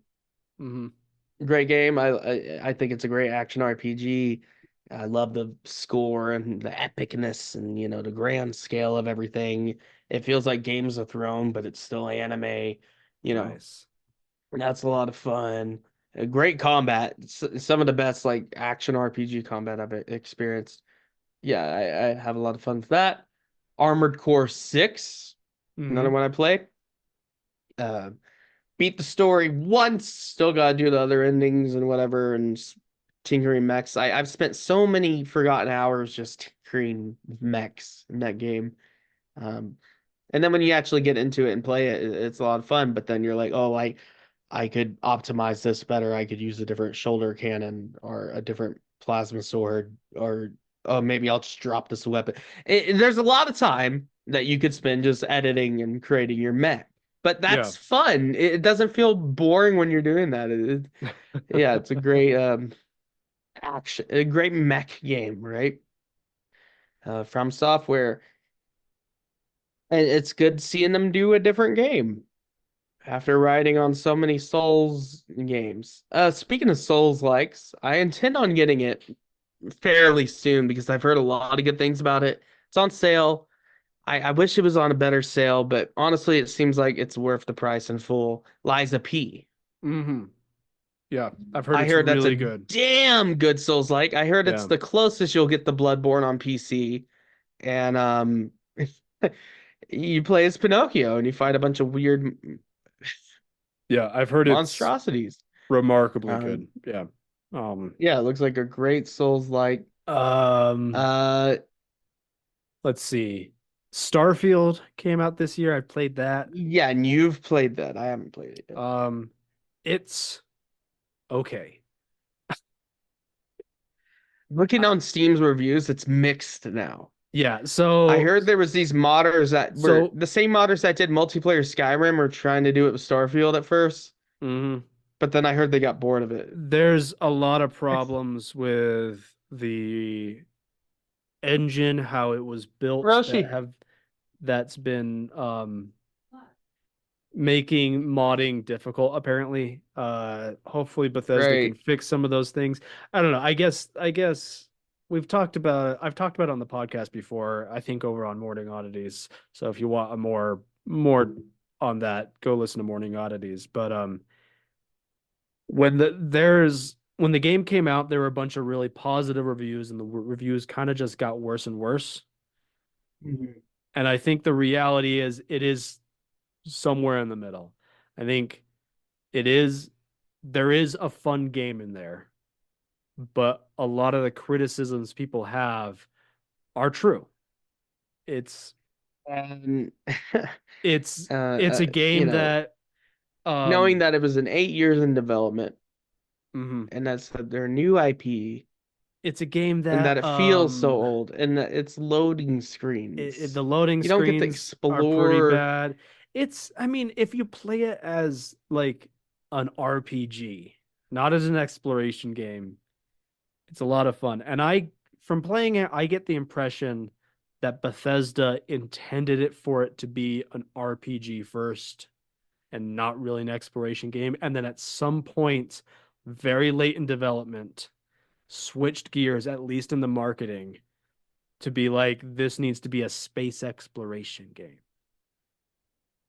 And they Right. tried to shove some stuff in there to make it feel like that. Well, I heard When you when explore like you big get barren wastelands, yeah, and you have to walk the whole time, and like you apparently can't. Bethesda's working on some thing for I don't that. I know. don't I'm know. not trying to hate on a game you own and that you've Yeah. played, but I have no interest in getting it. Actually, I mean, I'm just gonna ride the wave Hmm. until Elder Scrolls 6 comes out, Yeah. and even then, I don't even know if I'm interested What because I mean, my general point though is there's a lot of negative reviews of it. The negative reviews all have good points, but I don't think it's a bad game. Is so I mean, do I recommend it? Maybe not. Maybe like until you maybe watch a lot of gameplay of it and decide whether or not you actually are interested. Do not buy it just because you read a couple of decent reviews or anything like that. Um, don't not buy it just because you read a couple bad reviews. exactly. Yeah. I think some of the bad reviews, there's been a lot of YouTube Exaggerate. videos with thumbnails that say, but uh that have just like these claims about Starfield of like, this is yeah, Bethesda really fucked up on this one, and why Fair enough. Starfield is the worst RPG of our generation. It's not. It's not the worst. It's Well, fine. It's a fine game, came but it's out the same also year and relatively a month close to Baldur's Gate 3. It was never mhm. going to win that battle. No it's game was going to win the battle. it's a Other developers said that we're perfectly not, is this going to be the standard for our games? No. yeah. It's a perfect here's how I'll put it. It's a perfectly decent game, but it does need the cyberpunk treatment a bit. Right. And the fact that it was not nominated for a single award at the Game of the Years, I understand. Yeah. It's yeah. But it's okay. Um, Another Um, one that I feel is kind of similar. I don't think quite as marred as Starfield. Like, I think more people like it. More people think it's just a good game, but like Spider-Man 2, yeah. really good game, played it safe, very safe sequel. And also, I just want to mention, uh, I'm so sorry about what the Insomniac developers and their team is going through after a huge hack. Oh, Um, right. Yeah. not only game information and data leaks were revealed, but personal information was leaked. And I'm so sorry for that going on. Just want to say that. But Spider-Man 2, played it safe, but still an amazing game. I mean, people trying to hate on it so hard are really just, being dicks about it. Still a Hmm. really good game. Yeah, did it really do anything revolutionary? Did it really feel like standalone thing, no, but you get to play as Spider-Man, you get to play as Peter and Miles, and that's fun, and the swinging is good, and it's better. But is it so much better where it feels like a new thing? No, and they added the wingsuit, and that's fun. I mean, You get to play as honestly, Venom though, and I've that's heard it's awesome. I've heard it's And really good. The only negative things I've heard about it are basically that it played it a little safe.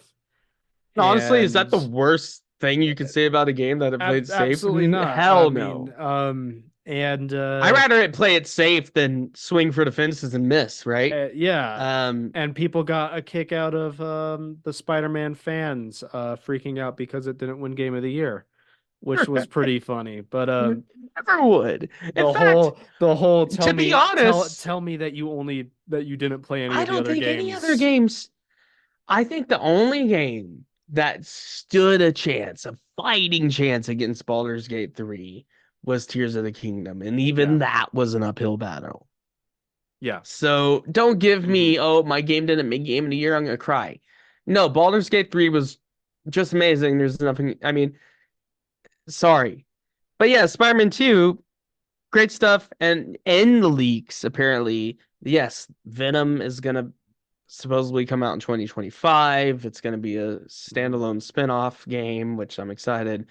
They leaked playable versions, betas of the Wolverine game, which is really shitty to do. I'm not gonna do it. I'm not gonna look at it. Um, and what's so funny though, there's people that have seen gameplay of like their developer early versions of the game, right? Not even pre-alpha, like developer versions of the Wolverine game saying, "Oh, this looks just like another God of War." Like, wow, it's not even pre-alpha. It's Yeah. literally Like, just started and you're trying to hate on. It's like hating calm on a down. pizza. It's like hating on a pizza when you just get the dough rolled out. Yeah, right, It's like, oh, that looks like a terrible pizza. No, you got to see the complete product first. right. And I'm super hyped for the Wolverine game, knowing that it's going to be like a linear God of War style game. I'll say that That's sounds exactly cool. what it should be. Yeah.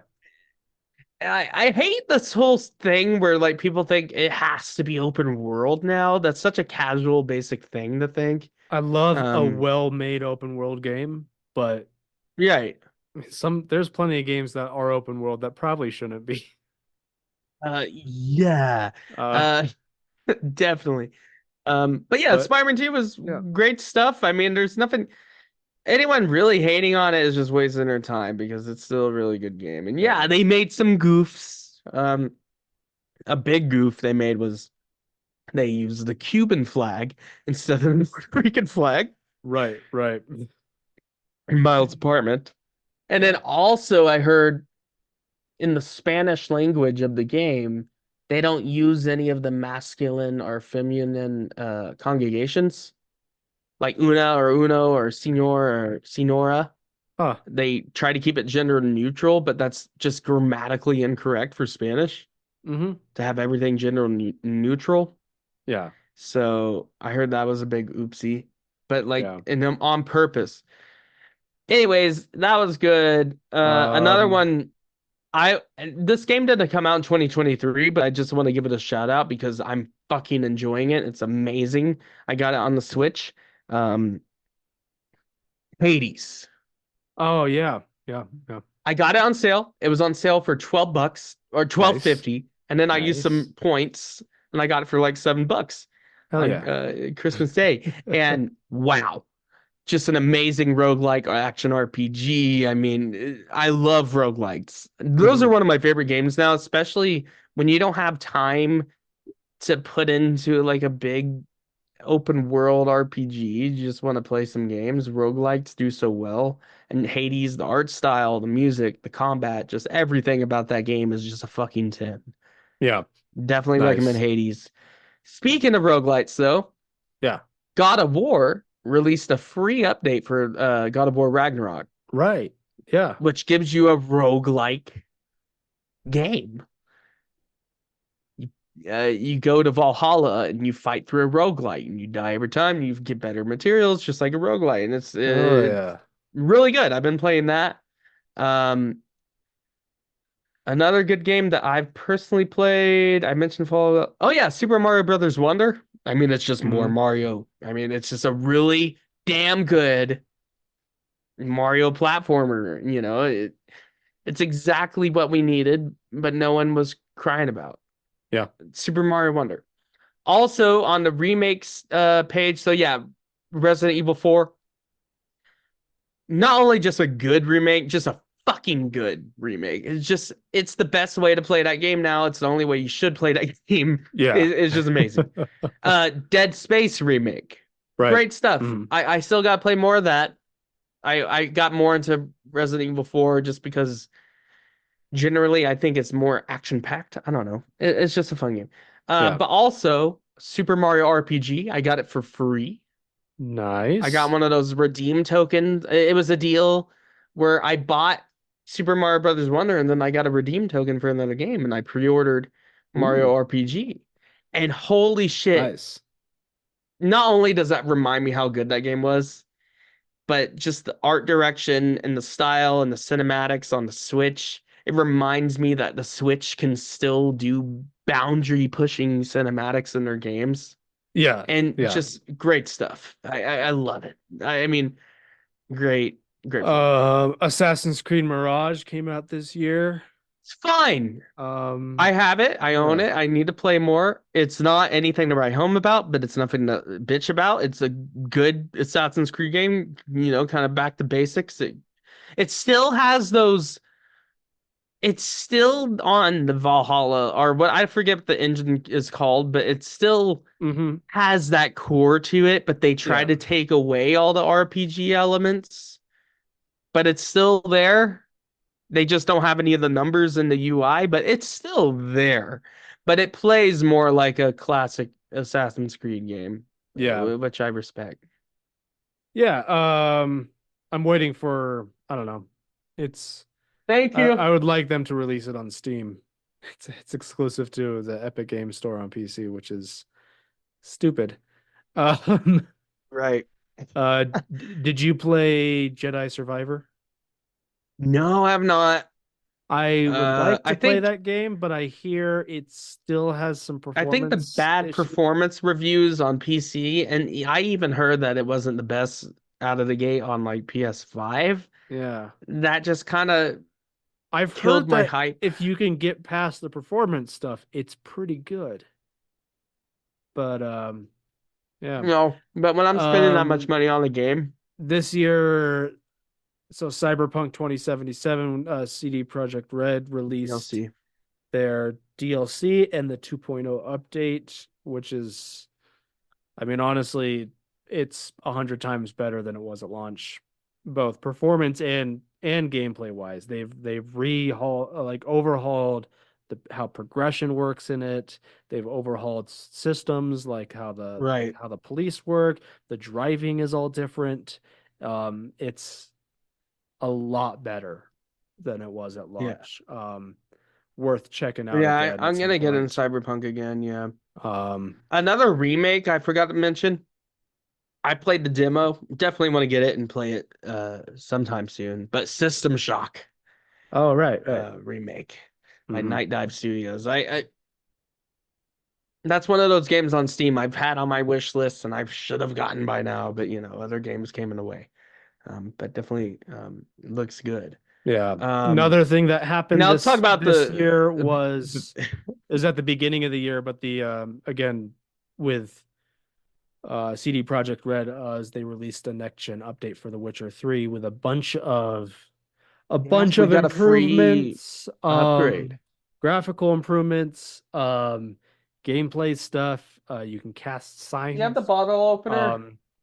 um with a quick menu, like with it's really, really nice. And CD Projekt Red has announced recently that this coming year they are going to be releasing um, official modding tools for The Witcher Thank 3. you. Thank you. Um, so which is cool. I just think it's fun to kind of point out that CD Projekt Red, uh, a Still couple years, supporting such an old game. well, a couple years ago they were like the talking point for shitting on a game developer, and they have started to weasel their way back into the good grace of games a little bit. Um, Well, CD which Projekt Red has which is proved cool. that even the best can fall, Yeah, but it's how you get up, they right? they made a mistake with when they put out Cyberpunk. Well, I don't even Uh, think it was the developers personally. I think it was the big mhm, suits pushing the game to yeah, release sooner and sooner. yeah, they made a mistake with that, and the company has tried to make up for it, which is cool. Let's talk about what is your personal game of the year? Is it Tears of the Kingdom? It is between Tears of the Kingdom and Baldur's Gate 3. I it's I mean, Baldur's really Gate tough. 3 is like the basic bitch thing to say, right? Of course it's amazing, right? But it is I think for amazing. me Yeah. though, it's for me personally, like what I've actually played the most and like put in my time, it's either Armor Core 6 or Final Fantasies. Honestly, no. I would say the one that surprised me the most, which gets high points, would be Final Fantasy 16. Hmm. Um, I've had, Spider-Man 2, amazing story, great combat, great the swinging in those games is still one of the best transportation you can have in a game, right? Hmm. Um, and it's just one of those games I can just play casually just for a little bit, swing a bit, beat up some guys, call it a day. Um, but yeah, Baldur's Gate 3, I'm gonna have to give the Baldur's Gate 3. I know that's basic, but that Yeah. game, it's not that I already had high expectations for it, but I've only been recently into CRPGs and like top-down games and stuff like that, Yeah. and Baldur's Gate 3 just blew it out of the water for me. I just got to play more of it. But there's a lot of good games. I guess my personal standout though would probably be Armored Core 6 because I did put a fucking ton of time into that. Over 50 hours, which isn't a lot compared to most people, but I also have a life and I also have to work and I also like doing things. Um, but but yeah, I mean, I think those are all great games we've talked about. Let's talk about the bad ones because that's fun to make fun of, right? So on Reddit, on r/video games, of course, Yeah. the worst game in 2023, they put it to a vote.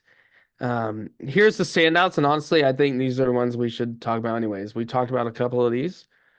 Um, Skull Island, Rise of Kong.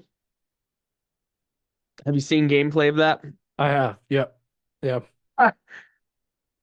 What's so great about it though? It's not like it necessarily a broken game. It's just a bad game. Just a cheaply made, terrible game. Lord of the Rings Gollum. We've talked about that on Morning Oddities. Yeah. That is a broken and terrible game that seemed to be genuine. Like they cared about it, but that's what makes it even worse. Like they acted like they cared about it so much, but it just ended up being just the worst. It's like you're given the rights to do anything in Lord of the Rings and the Tolkien IP, and you choose to do a Gollum game, and you can't even get that right. Mm.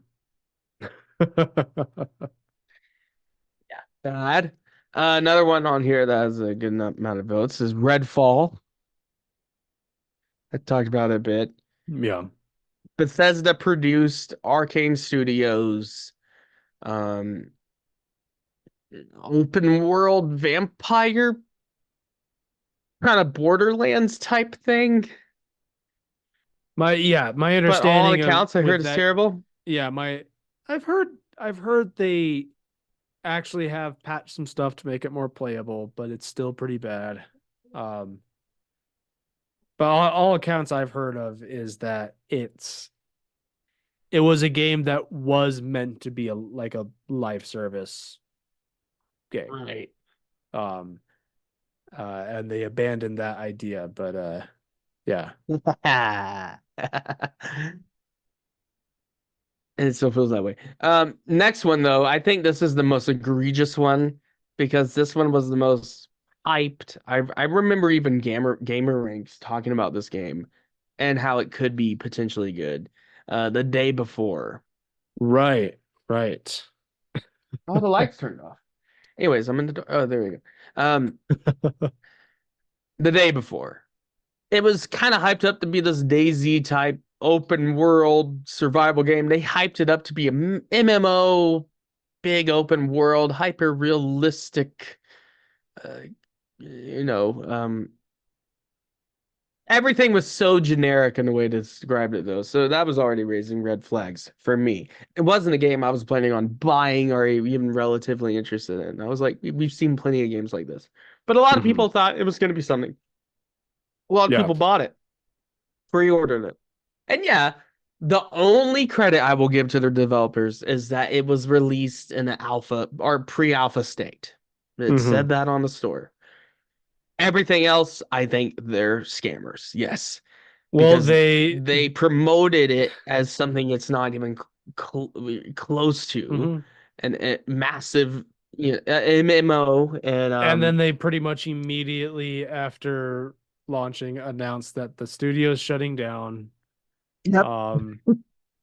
Everyone's getting their we refunds. do not plan on updating this further. Yeah, you're shut down. Yeah. It's dead. This game's dead on arrival. And let's just say it ended up being a really damn good extraction shooter. That's still false advertising because they never advertise it as so, right? Yeah. But didn't even end up being that. It's not even that. It's not even a good extraction shooter. Hell, it's not even anything. It's just bad. It's not playable. I watched Angry Joe show, and it's a 40-minute video of him mostly just falling out of the map or just getting kicked out of the server. You know Angry Joe, right? Yeah. Great stuff. I don't agree with everything he has to say, but great stuff. It's fun watching him rage. But yeah, wow, Day Before. I'm glad. Oh yeah, and Modern Warfare 3, that's another one. Not glitchy or released in a bad state, but I just heard by all accounts it's just a bad campaign. The multiplayer's lazy. It's just a $70 expansion pack. I mean, literally. I mean, yeah. It's yeah. Let's see. Anything else in the other games here? Nah, not in particular. Yeah. Anyway, I think this episode's gone on long enough. We're both tired. I think so. I'm tired and I'm ready just to chill. I gotta get to bed. Yeah. Anyways, we'll see you next year. And be sure to follow us at OddDrunkPod on Instagram. Give us a rating review on your platform of choice. Check out Morning Oddities. And yeah, we are gonna be taking a break in January, but not really. Me and Colton are still gonna be making content for this. Yeah. That's the presumption, right? But yeah, we are gonna be taking a break in January, but get ready for more content in February and we'll get going with the next year. Yep. Let's do it. Check out Morning Oddities too. Yeah. All right. See you later. This is not a test. I repeat, this is not a test. The Odd Drunk Podcast recommends you follow their Instagram and join their Facebook group for more fun content. To visit all of our current streaming and social media platforms, visit the link tree in the description. If you enjoy the show, we would be appreciated it if you would leave a review on Apple Podcasts. The Odd Drunk Podcast would like to remind you to drink responsibly and not to drink and drive.